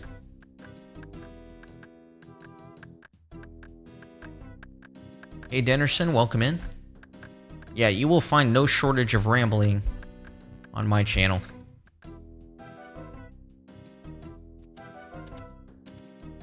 Well, to be fair, generally when I'm streaming, most of my streams are pretty silent because most of the time I don't have a big audience, and part of that is because I usually record super late at night at ungodly hours where nobody's awake. So most of my streams are actually pretty silent, but there's a good amount of people here today. You guys are being chatty, I enjoy it, so primes me up to ramble.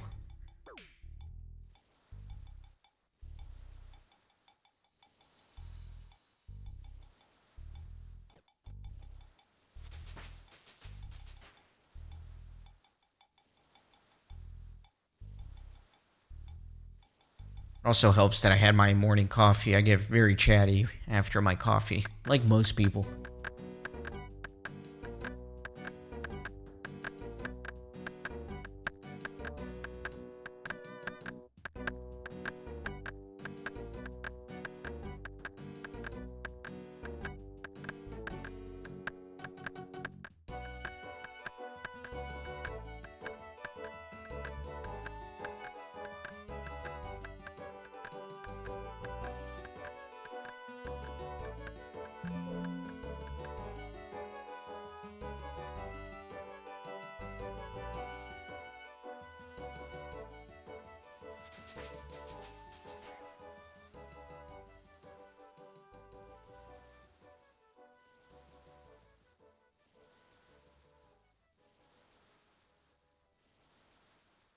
Speaking of never having any viewers, if the counter is correct, which it oftentimes is not, apparently there are 6 of you now here, which 6 is a very small number. I get that, okay? But for my streams, that's a pretty healthy number. Usually it's just a couple people in here. Akatsuki's always here. Yakovo always drops by. Drasham. Lewis pops in. Cam, you always pop in from time to time, but generally not at the same time, so usually it's just a couple people in here.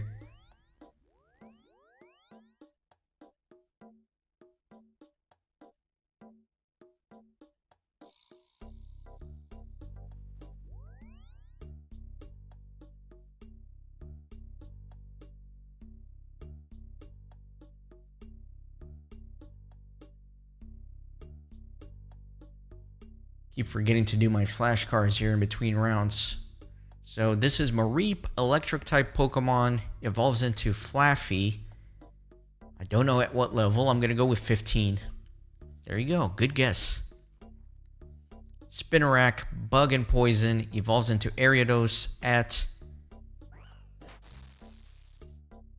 At what level?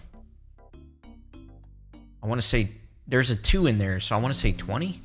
22. There's 2 2s, 22. Okay, fine. Dang it, I missed the fire start because I got distracted. Then we got Entei, the legendary Pokemon. It's fire, and it does not evolve. This is Sunflora, grass-type Pokemon. It's the final evolution. This is... God, what is it? The evolution is Larvitar. This is Larvitar. It's ground and rock, and it evolves into Pupitar, I believe, at level 30. Indeed. Alright, I gotta focus on RuneScape, not the flashcards.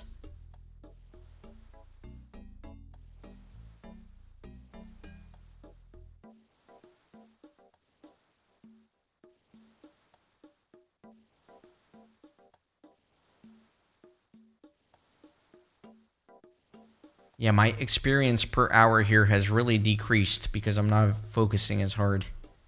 That's alright.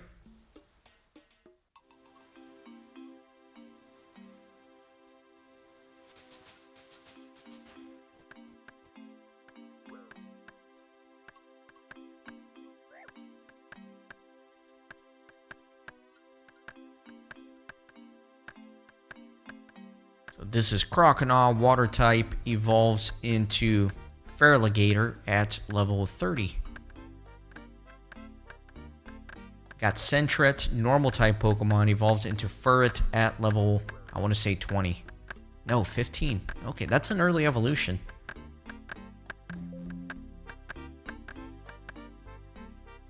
Alright, and that is Houndour, Dark and Fire, evolves into Houndoom. It's always the level that gets me. I want to say 30. 25. Cyndaquil, fire Pokemon, evolves into Quilava at level 16? 14.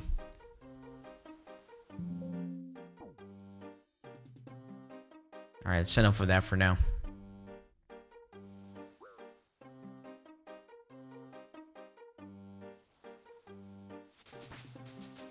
Maybe we'll do some geography next. I have my geography deck as well that I have not studied in a long time. Just all the world capitals.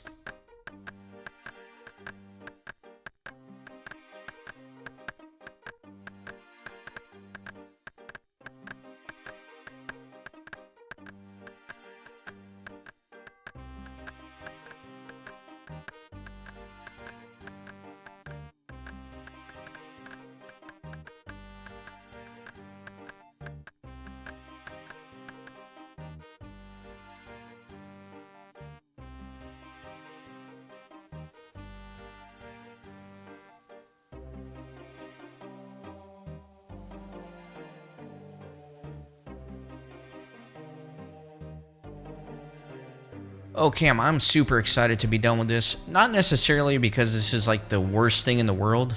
I mean, I won't lie. It's not the most exhilarating thing. But in small doses, it's not too bad. Especially when you're streaming and you get to chat with people while you're doing it. What I'm most excited about is being able to do stuff that involves combat after this. Because I've been locked behind keeping my HP low for so long that it's prevented me from doing a lot of the really cool things in RuneScape. So I'm really excited to be able to finally go do those. To answer your question, will I ever be back here? It depends on the loot crates. So if I get a Phoenix and I get all the other good stuff that can drop from the crate, then I will not be back here. However, if I don't get everything I want out of the crates, I might come back at some point in the future. Alright, this is Skiploom, grass and flying. Evolves into Jumpluff. Let's go with 27. Nice. Teddy Ursa, normal type Pokemon, evolves into Ursaring at level 30. We got our favorite Unknown, and it is a psychic Pokemon with no evolution. God, I forgot this guy's name. Totally forgot this dude's name. Slugma, that's right. Slugma, fire Pokemon. Evolves into Magcargo 38.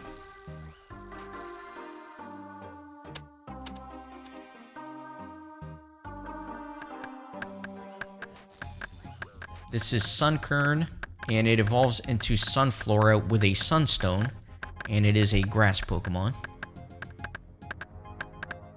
Then we got Phanpy. Ground type, evolves into Donphin at 25?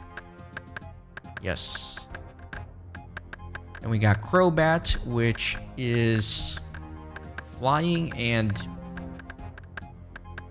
what is it? Flying and poison? I want to say flying and poison, and it has no evolution.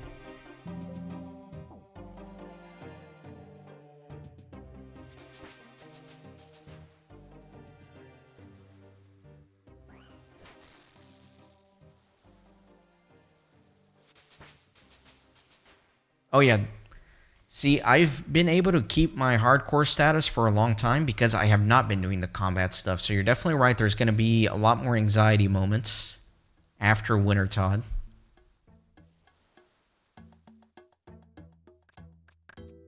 And hopefully I can keep those anxiety moments alive as long as possible. Because if I die pretty quickly, there's no more anxiety moments. And that's not good. It's not good for entertainment value. You see, I'm totally incentivized to keep the hardcore status because it drastically increases the entertainment value of my videos.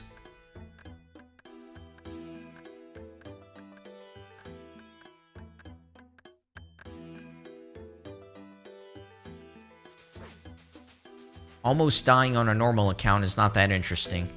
But if you're almost dying on a hardcore account, that's interesting.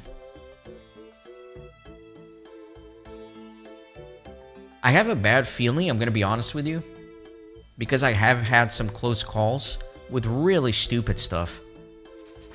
So I know I'm not the best RuneScape player. In fact, I may even be garbage.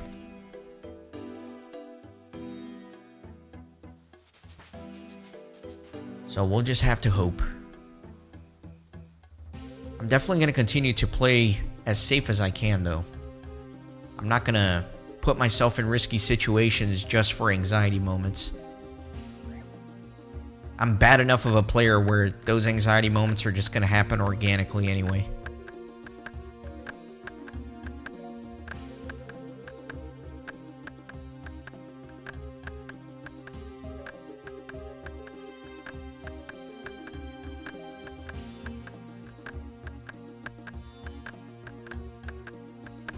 Honestly, Cam, I'm really not too attached to the hardcore beyond what I just explained. Beyond the fact that I do think it's great for entertainment value and probably promotion of the series, right? I'm thinking if I'm a YouTube viewer and I want to watch some RuneScape content, I'd be much more inclined to watch a hardcore series as opposed to a normal one. So that's really my only attachment to it. So I don't know how crushed I'll actually be if I lose the status. Of course I say that, but if and when I do lose this status, I know I'm going to be devastated.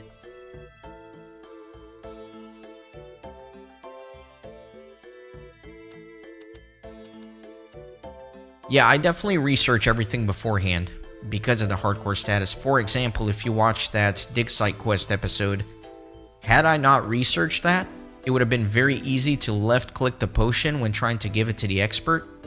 And had I left-clicked that potion, instead of right-clicking it, it would have exploded and done 25 damage, which is obviously more than the amount of HP that I have. That would have been an instant death. So the research is important because it can be as simple as that, as trying to left-click something to use, when in fact, if you left-click, it drops, or empties and explodes.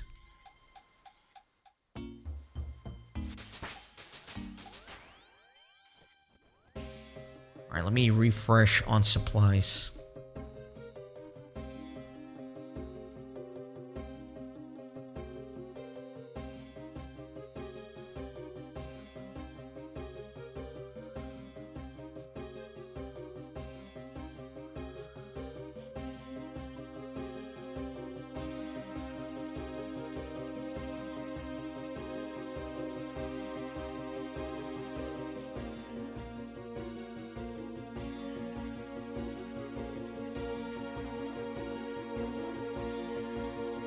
So yeah, the thing is, I can always prepare. I can always do a lot of preparation for the episodes and the quests and whatever I'm going to be doing in the game. However, I cannot practice, right? And practice is very important. So if I'm doing a boss, for example, it's not like I can go practice it a million times before it counts for real. I can just prepare as much as I can and go in fresh.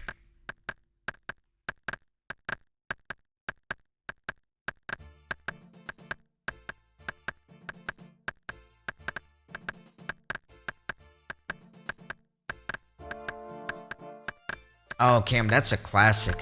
That is a classic. The one I'm thinking about specifically is the Black Knight Fortress quest. Whenever I was a kid, I would always, and by always I mean at least more than once, eat the cabbage instead of using it on the chute or whatever. Or, yeah, I forgot what you do with the cabbage. You gotta put the cabbage somewhere. And of course you have to right-click use, but I would always left-click it and eat the cabbage. And then you have to run out of there, grab another one. And that's the quest where it specifically cannot be a Draenor cabbage or it won't work, right? And it would scramble my brain. So I would eat the cabbage, I would get super frustrated, and then in the moment I'd be like, was it a Draenor cabbage or was it supposed to not be a Draenor cabbage? I can't remember. This was like early internet days, so I wasn't as astute to just looking it up online. So I'd run all the way to Draenor Village, grab a cabbage, run back to the fortress. This time being super mindful not to left click it. And then it wouldn't work because it was a Draenor cabbage. Absolutely classic.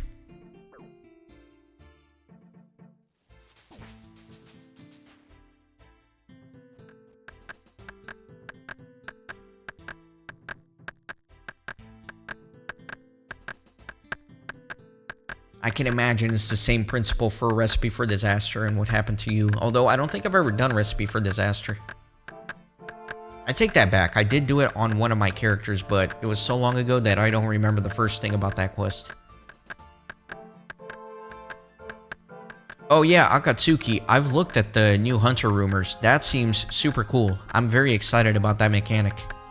Especially the fact that the rewards for Hunter rumors seem to kind of be complementary or even replace the loot crates here from Wintertodt.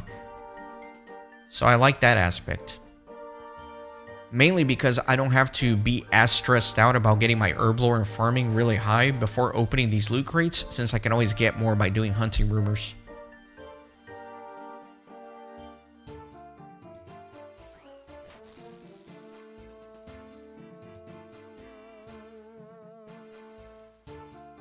Oh, okay. I didn't know that you could get some residual prayer experience by doing hunter rumors. But that's cool. Yeah, I read about it. I watched a couple of videos, but I didn't dive into the weeds too much. But it does seem like something that's going to be really cool to do.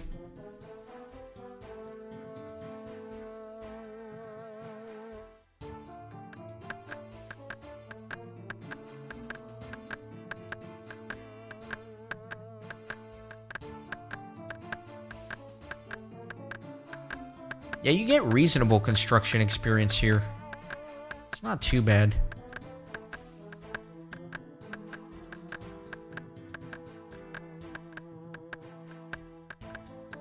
Although for Hunter specifically, I am excited to unlock Fossil Island so I can start doing those seaweed runs and the birdhouse runs.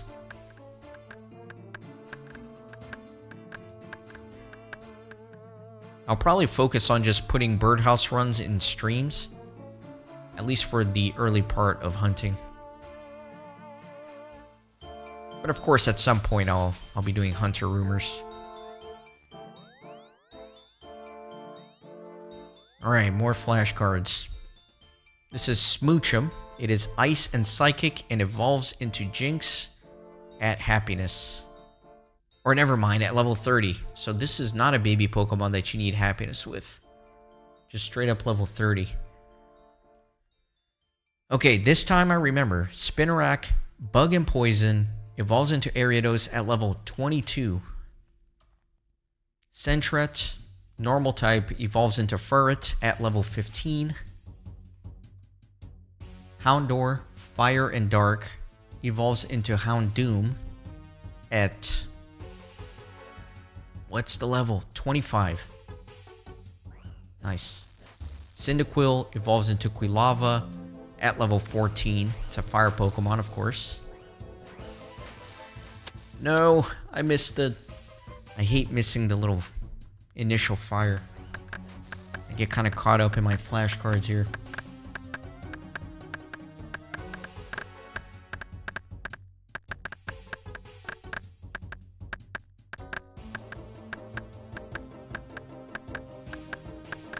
Yeah, Akatsuki, I don't know much about the impling stuff. I just know that I'm very restricted in that. So I probably looked at the impling mechanics at some point and then read enough to know that I can't really partake in that in the near or medium future. So I just kind of put it in the back of my mind.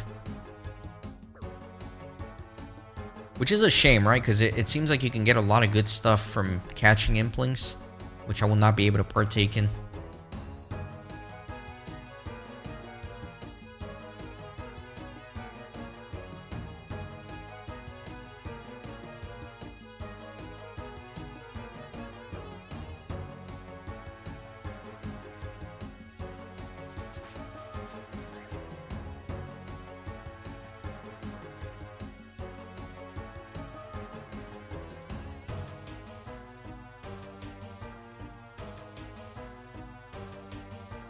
Okay, you can barehand it.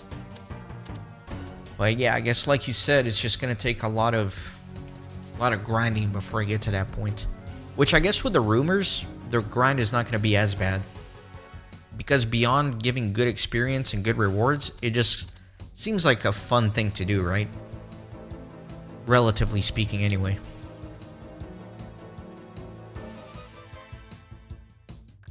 We'll definitely have some Hunter Rumors streams in the future.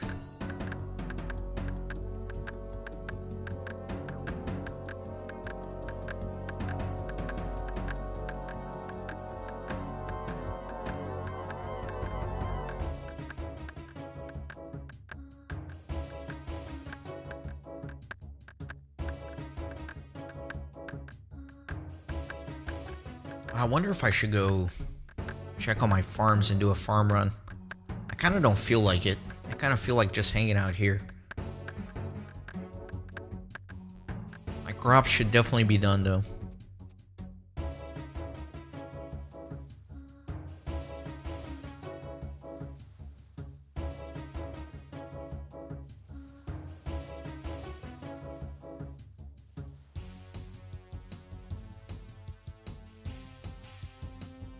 Let me do another inventory's worth of cake here. So once I run out of cakes, then I'll go do a farm run. Should probably take like a... These usually last me anywhere between 45 minutes to an hour.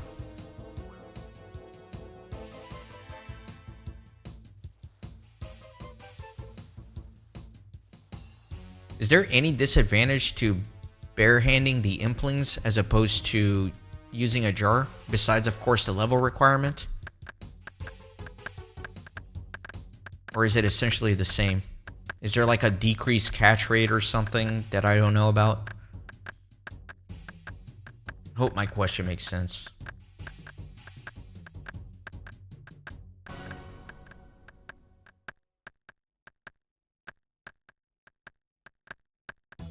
Okay, it's the same. That's good. That's good to know. See, this is actually really good news for me because I didn't know that... I didn't think I would ever be able to catch implings. I didn't know about the barehanding thing. Maybe I did or just didn't register it when I read it, but yeah, that's good news.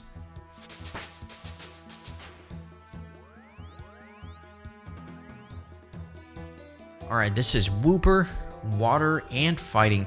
water and ground type, and it evolves into Quagsire. At what level? Let's go with 30. No, it's 20. Okay. This is Slugma, fire Pokemon, evolves into... God, what's that dude's name? I know it evolves at level 38, but I'm forgetting the name of its evolved form. Mag Cargo. Okay, Mag Cargo, because it's carrying a cargo on its back. It's got like that shell. Okay, Mag Cargo. This is Gligar. It's, ironically enough, it's both a flying type and a ground type, which I don't know how that works. But yeah, it's ground and flying. And it's got no evolution. Sweet. This is Lantern, which is water and electric, which is another interesting combination. And of course, no evolution, because it is the final form. And this is the Mag Cargo. Fire, and once it is a Mag Cargo, it's also rock, so it's fire and rock. It is the final evolution.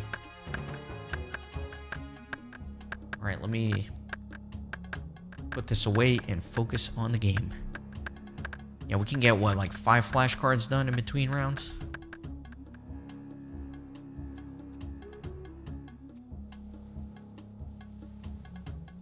I need to make flashcards for the Gen 1 Pokemon as well.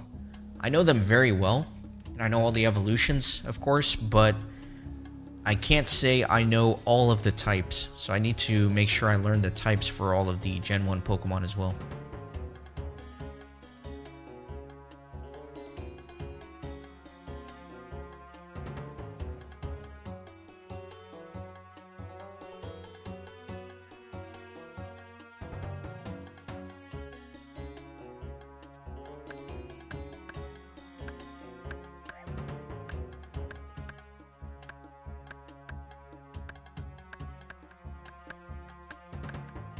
Oh my god, I need to go on my Discord server. I just saw the little pop-up for Discord. I have not logged into my Discord server since I disappeared earlier this year. So I wonder what's going on in there. It's one of those things that's like, it's been months since I went in there, that there's a little bit of anxiety involved with opening it up and seeing what's going on. For all I know, some spam bots could have gotten in there. Which I really hope that's not the case now that I think about it. Because I don't think I have a moderator in there. Yeah, I really need to get on that Discord server. Need to be active in there. After this stream, I'm going to go to the Discord server. And we're going to clean it up.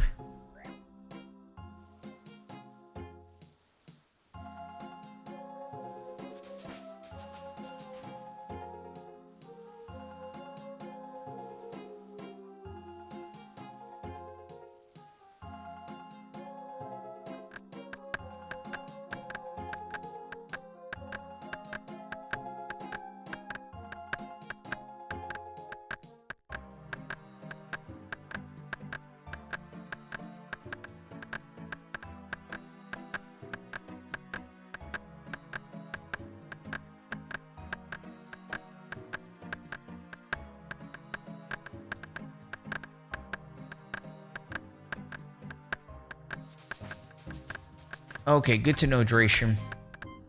Yeah, I feel bad about abandoning that Discord server because I know there were at least a handful of people in there that like to chat and all that. And then I just abandoned it like a fool. It's alright, I'm gonna go back in there. I'm gonna be alright. I'm gonna try to make Discord great again. I do remember very early on in the Discord days, there was a spammer that got in there and started spamming a bunch of totally inappropriate stuff and images, and I'm sure you can imagine.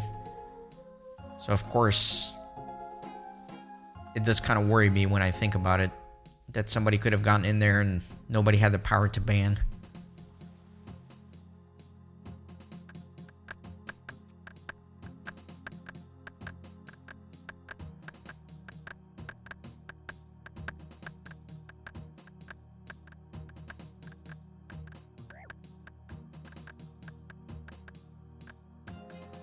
Speaking of which, when I go in there to clean up the Discord, I should probably take that as an opportunity to at least assign a couple of moderators, right? Because I definitely trust a good handful of you guys that are always here and chatting, and I know are good, respectable people who can help moderate, just in case I disappear again and a spam bot gets by. At least there will be somebody to help. Alright, this Pokemon, I think it's called, is it Sneasel? It's dark and ice. Yep.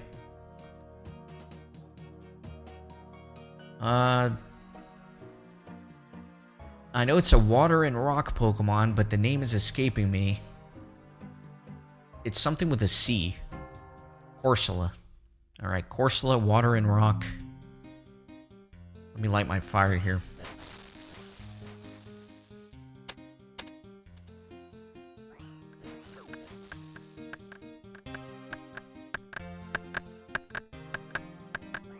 Alright, so this guy evolves into Lantern at, I don't know what level. Let's go with 20. It's water and electric. Its actual name, I am forgetting though. I think it's Chinchou, which is a weird name. Yeah, it is Chinchou. Water electric, but the evolution is at 27. This is Snubbull, normal type Pokemon. Evolves into Granbull. Let's say at 18. No, 23.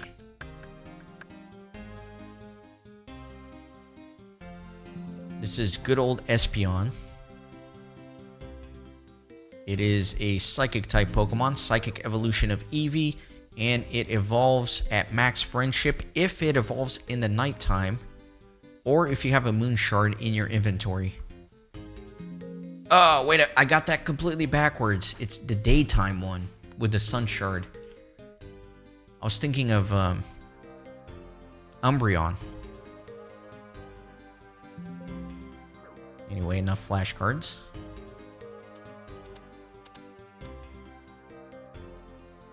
I need to prioritize RuneScape here. How sad would it be if I lost my hardcore status to Wintertod because I wasn't paying attention because I was busy studying Pokemon flashcards? I think that would go down as the most pathetic Hardcore Ironman death of all time. It would have to be, right?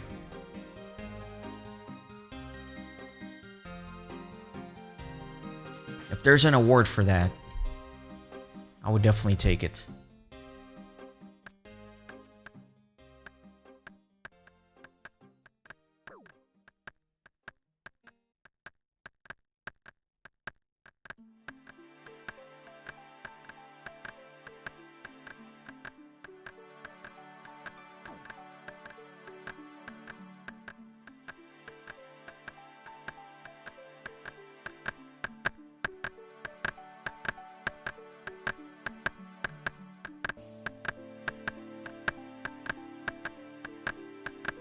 It would be hilarious, but only a few months later.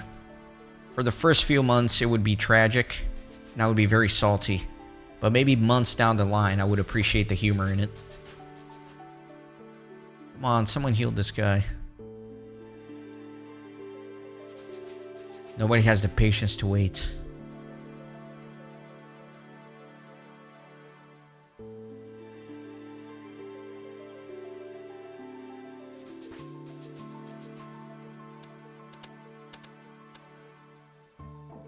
Yeah, the broken leg is definitely a problem, but in my defense, prior to starting the Lord of the Rings Online playthrough, I was playing just casually as a burglar, and burglars have that skill where you can heal or prevent broken legs. So I was very used to jumping from high spots without any consequence. It's kind of ingrained in me, almost like muscle memory, so that's why I have lots of broken legs on Kippen and the Hobbit Warden.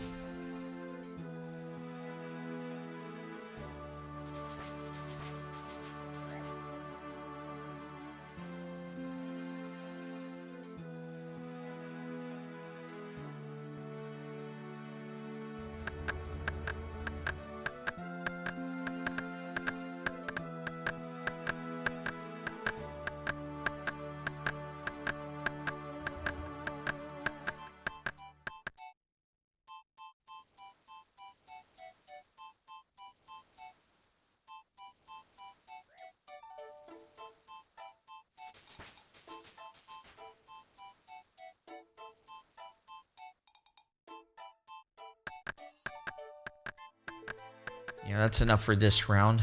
Not going to get much else here. Alright, Smoochum, Ice and Psychic, evolves into Jinx at 30. This is Elekid. Is that how you say it? Elekid? Electric type, obviously, evolves into Electabuzz. Let's go with 30. Yeah, nice. Then we got Togepi, normal type Pokemon, evolves into Togetic at max friendship. Kingdra, water and dragon type Pokemon. It evolves from Seadra when you trade it while holding a dragon scale. Oh, well, I had that backwards.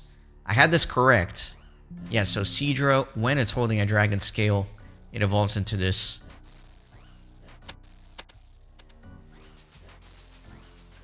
We got Blossom. It is a grass Pokemon that evolves from Gloom while holding a Sunstone, although it doesn't matter, so it has no evolution. Skarmory, flying and steel type, has no evolution. Wooper, water and ground, evolves into Quagsire at level 20. This is Mantine. It is flying and water, which is a super interesting combo. And it does not have an evolution. We got Shuckle. It is bug and rock. And no evolution. Slugma, fire, evolves into Magcargo at 38. Steelix, which is obviously steel type. I'm trying to remember if it's ground or rock. Let's go with rock and steel. Nope, it's ground.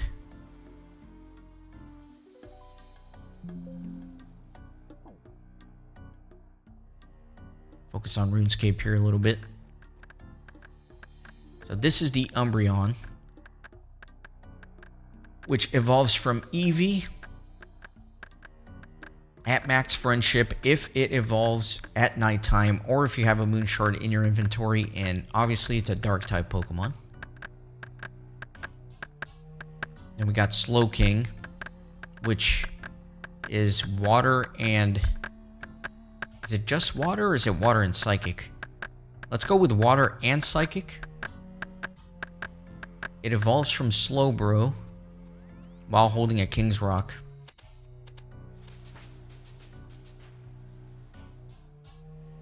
We got the classic legendary bird Ho-Oh. It is fire and flying. Then we got Totodile. Water Pokemon. Evolves into Croconaw at level 18? Yep.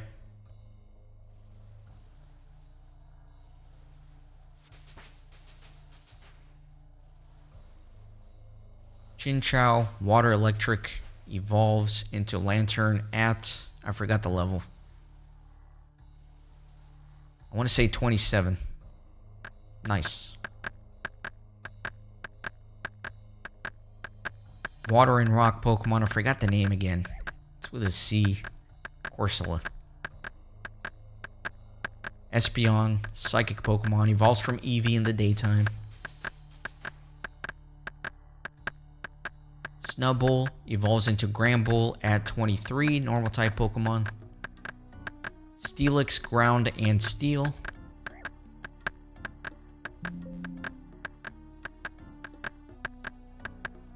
Corsola, water and rock. Nice, we finished. Finished the study session for the day. All this so that my Pokemon Crystal playthrough, when I finally upload it to the channel, is that much better. That's my dedication.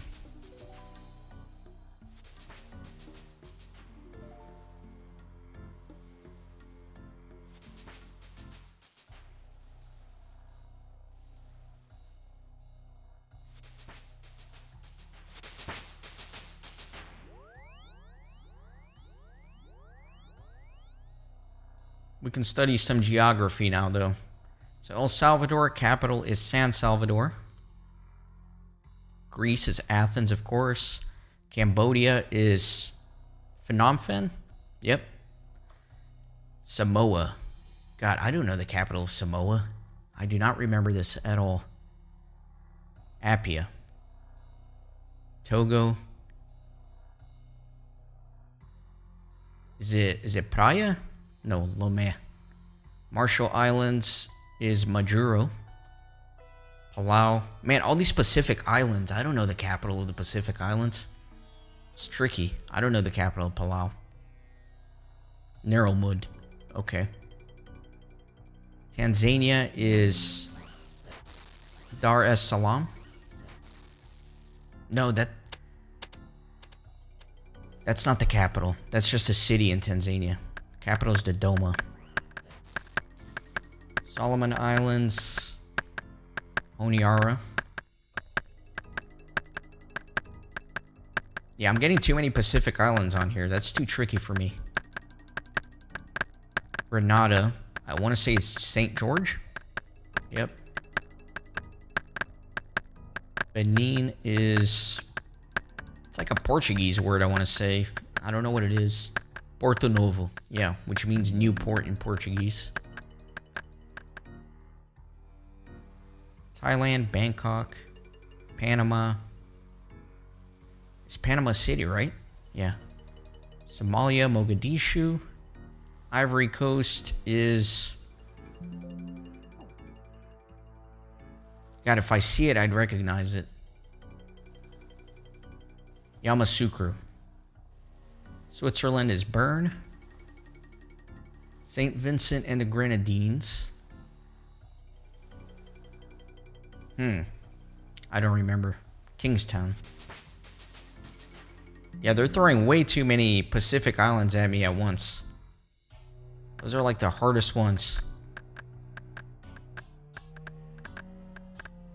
Alright, Ecuador is Quito. Antigua and Barbuda is St. John's. Qatar is Doha. Belize is Belmopan. Liechtenstein is Liechtenstein. Never mind, it's Vaduz. Man, my geography. Definitely need to brush up on it. Vatican City is just Vatican City. Malawi, I believe, is Lilongwe. Romania is Bucharest. Cape Verde, that one is Praia. Yep. Germany, Berlin. Armenia is Yerevan. Belarus is... I know this. I know this. Capital of Belarus.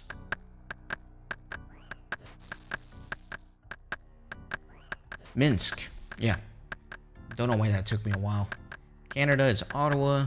Israel, Tel Aviv, or Jerusalem. It just depends who you ask. Taiwan is Taipei. Madagascar is...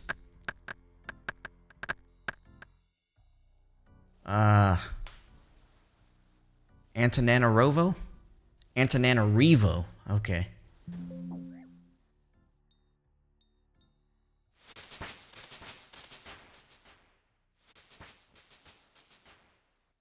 Is this obnoxious for you guys? Me like studying out loud? I could see that being obnoxious.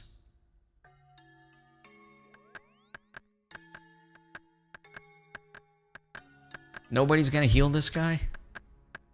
Fine, I'll go to the other brazier.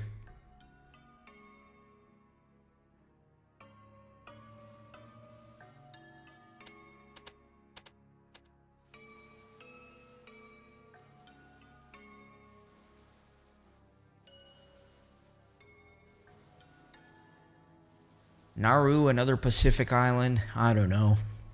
Yaren. Sierra Leone. Was that Yamoussoukro? No, Freetown. Ukraine is Kiev. Djibouti is Djibouti. Yemen is Sana'a. Cameroon is Yaoundé. Pakistan, Islamabad. Myanmar is... I should definitely know this one.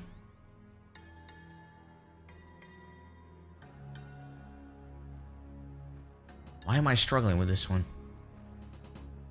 That's why. That is a tricky one. Naypyidaw. Peru is Lima. Serbia is Belgrade. Sri Lanka. This one is like a... I know it's like a ridiculously long name. It's like Sri Jayawarden something. Sri Jayawarden Pura Koti. Yeah, that's a mouthful. Suriname is Paramaribo. Niger is Niamey. Rome, Italy, of course. Havana, Cuba. Kuwait City, Kuwait. Tokyo, Japan. Manama, Bahrain.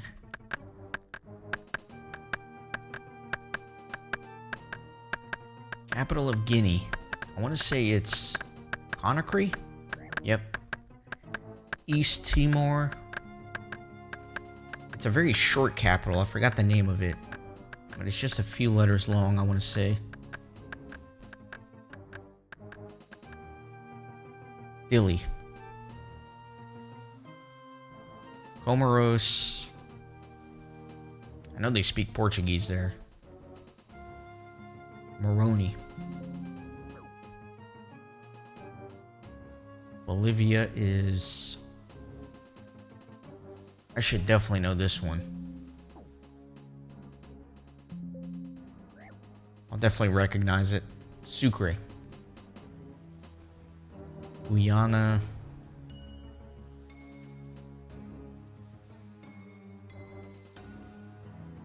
Is it Freetown? Georgetown. Yeah, I'm glad I'm studying this because I definitely don't remember a lot of these. Montevideo, Uruguay. Papua New Guinea. I have no idea. Port Moresby. Tonga, I also don't know. That is a crazy capital. Nuka Alofa. Estonia is Tallinn. Yeah, these Pacific Islands, man. You never learn about these in school, so I guess it just doesn't go deep into your memory. Suva. Indonesia is Jakarta. Eritrea. Something with an M? Is it Malabo? No, Asmara. Malabo is Lesotho, I think.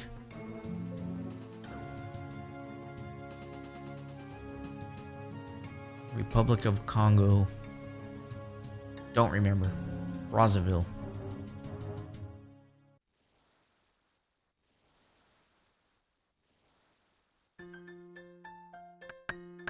Guinea-Bissau, I believe, is Bissau. Luxembourg is Luxembourg. Oslo, Norway. Singapore, Singapore.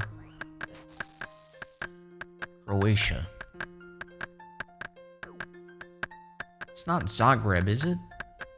It is. Buenos Aires, Argentina. Sudan, I know this one. I've been reading about the conflict in Sudan. It's Khartoum.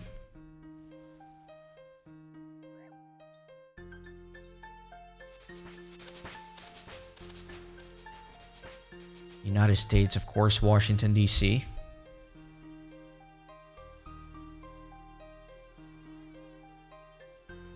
Vanuatu. No idea. Port Vila. Gabon. Libreville. Ghana is Accra. Guatemala is Guatemala City. Kenya is Nairobi. Turkey is Ankara. Which I always thought it was weird that it's not Istanbul.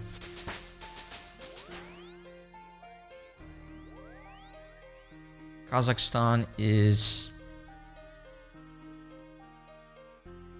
Astana.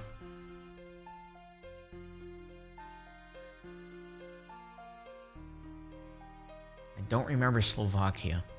Bratislava. Cyprus is Nicosia. Lisbon, Portugal.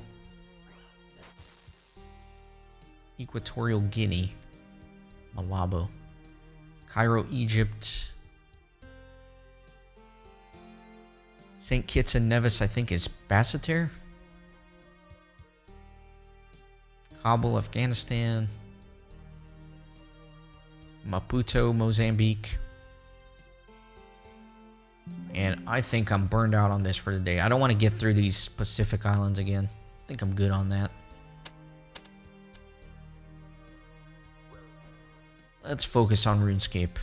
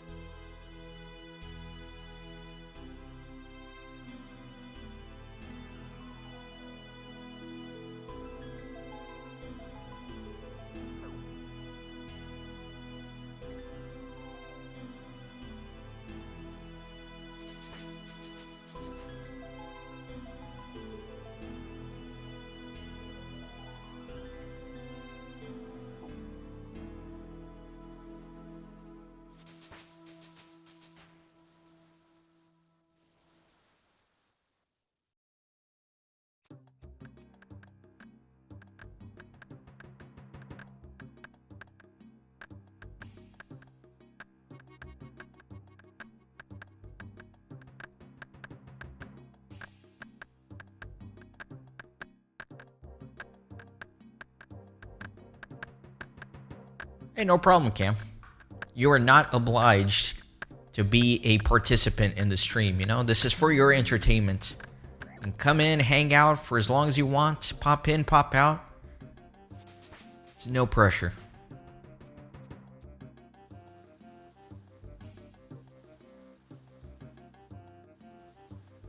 See, I appreciate people like you who go and help your friends on MMOs. Because frequently for the Lotro series, I need people to help me do some of the group content before I can move on. So I appreciate those people a lot.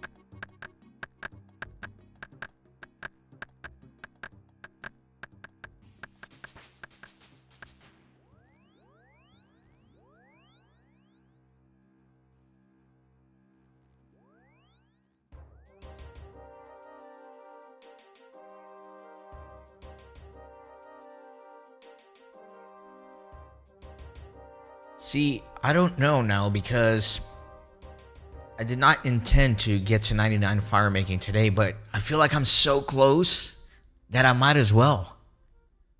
I got like another 2.5 hours of grinding here and I can get to 99. But I don't know if I should or not. Because right now I feel okay. I don't know how I'm going to feel in an hour. Plus, there are other things I want to do, so I don't know.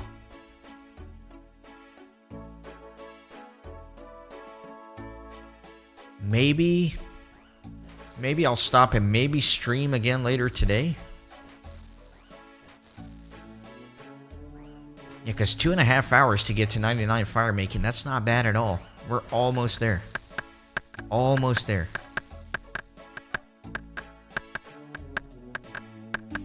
I think I probably will not do it this stream, though. I don't think that's prudent. We'll do a little bit more. We're going to do a farm run. Maybe another couple rounds or so of Winter Todd.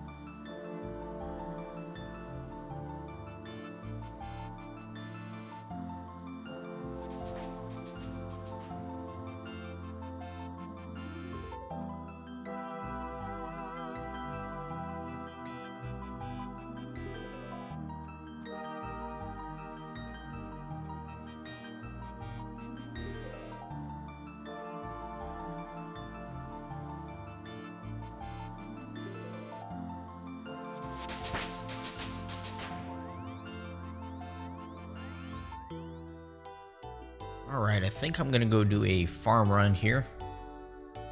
And then I'm probably gonna call it a stream. What do we got? We got 630,000 experience left. So yeah, that's about 2.5 hours stream to get to 99 fire making. That is not bad.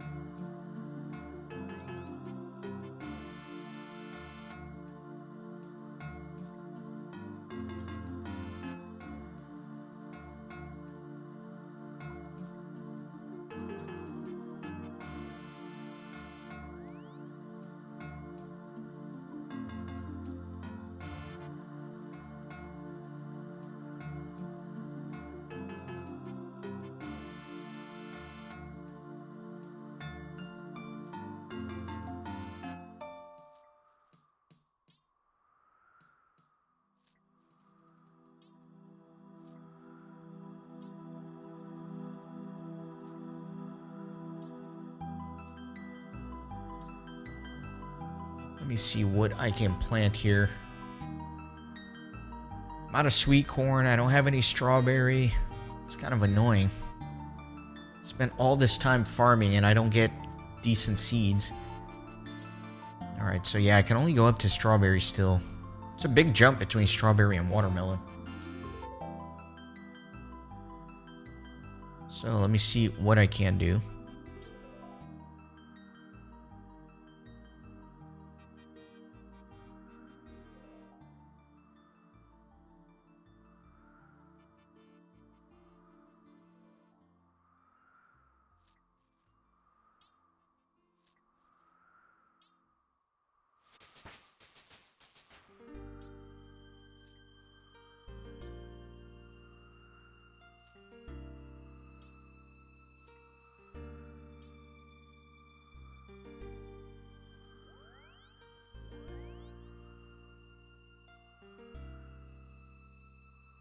I mean, I guess I'll have to do tomatoes. That's fine. Whatever.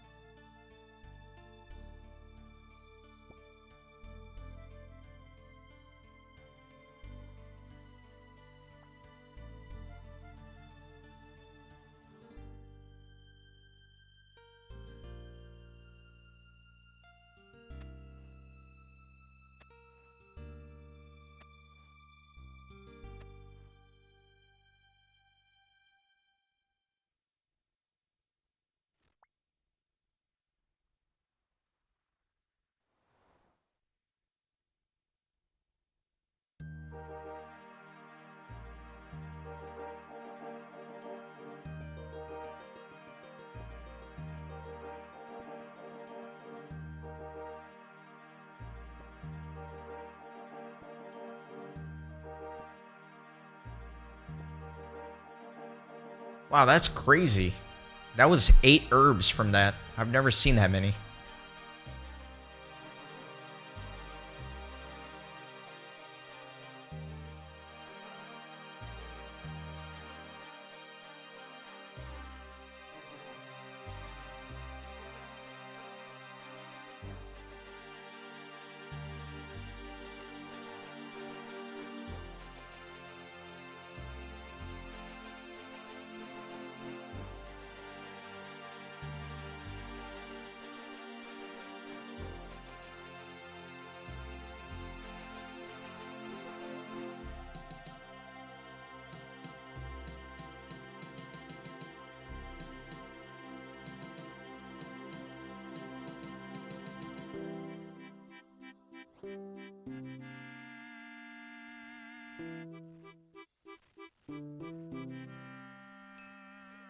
Alright, I guess I can grab a sandwich here.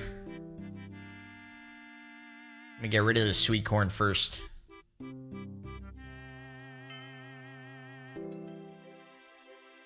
Chocolate bar. Alright. Guess I'll deposit that.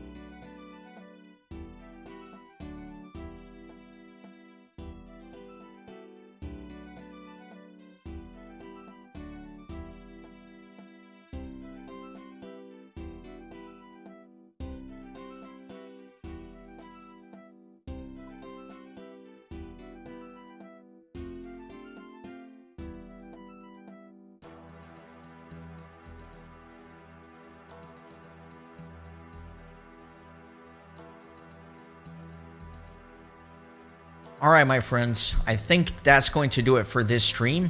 Got a lot done, made good progress on fire making, officially 98, well on to 99.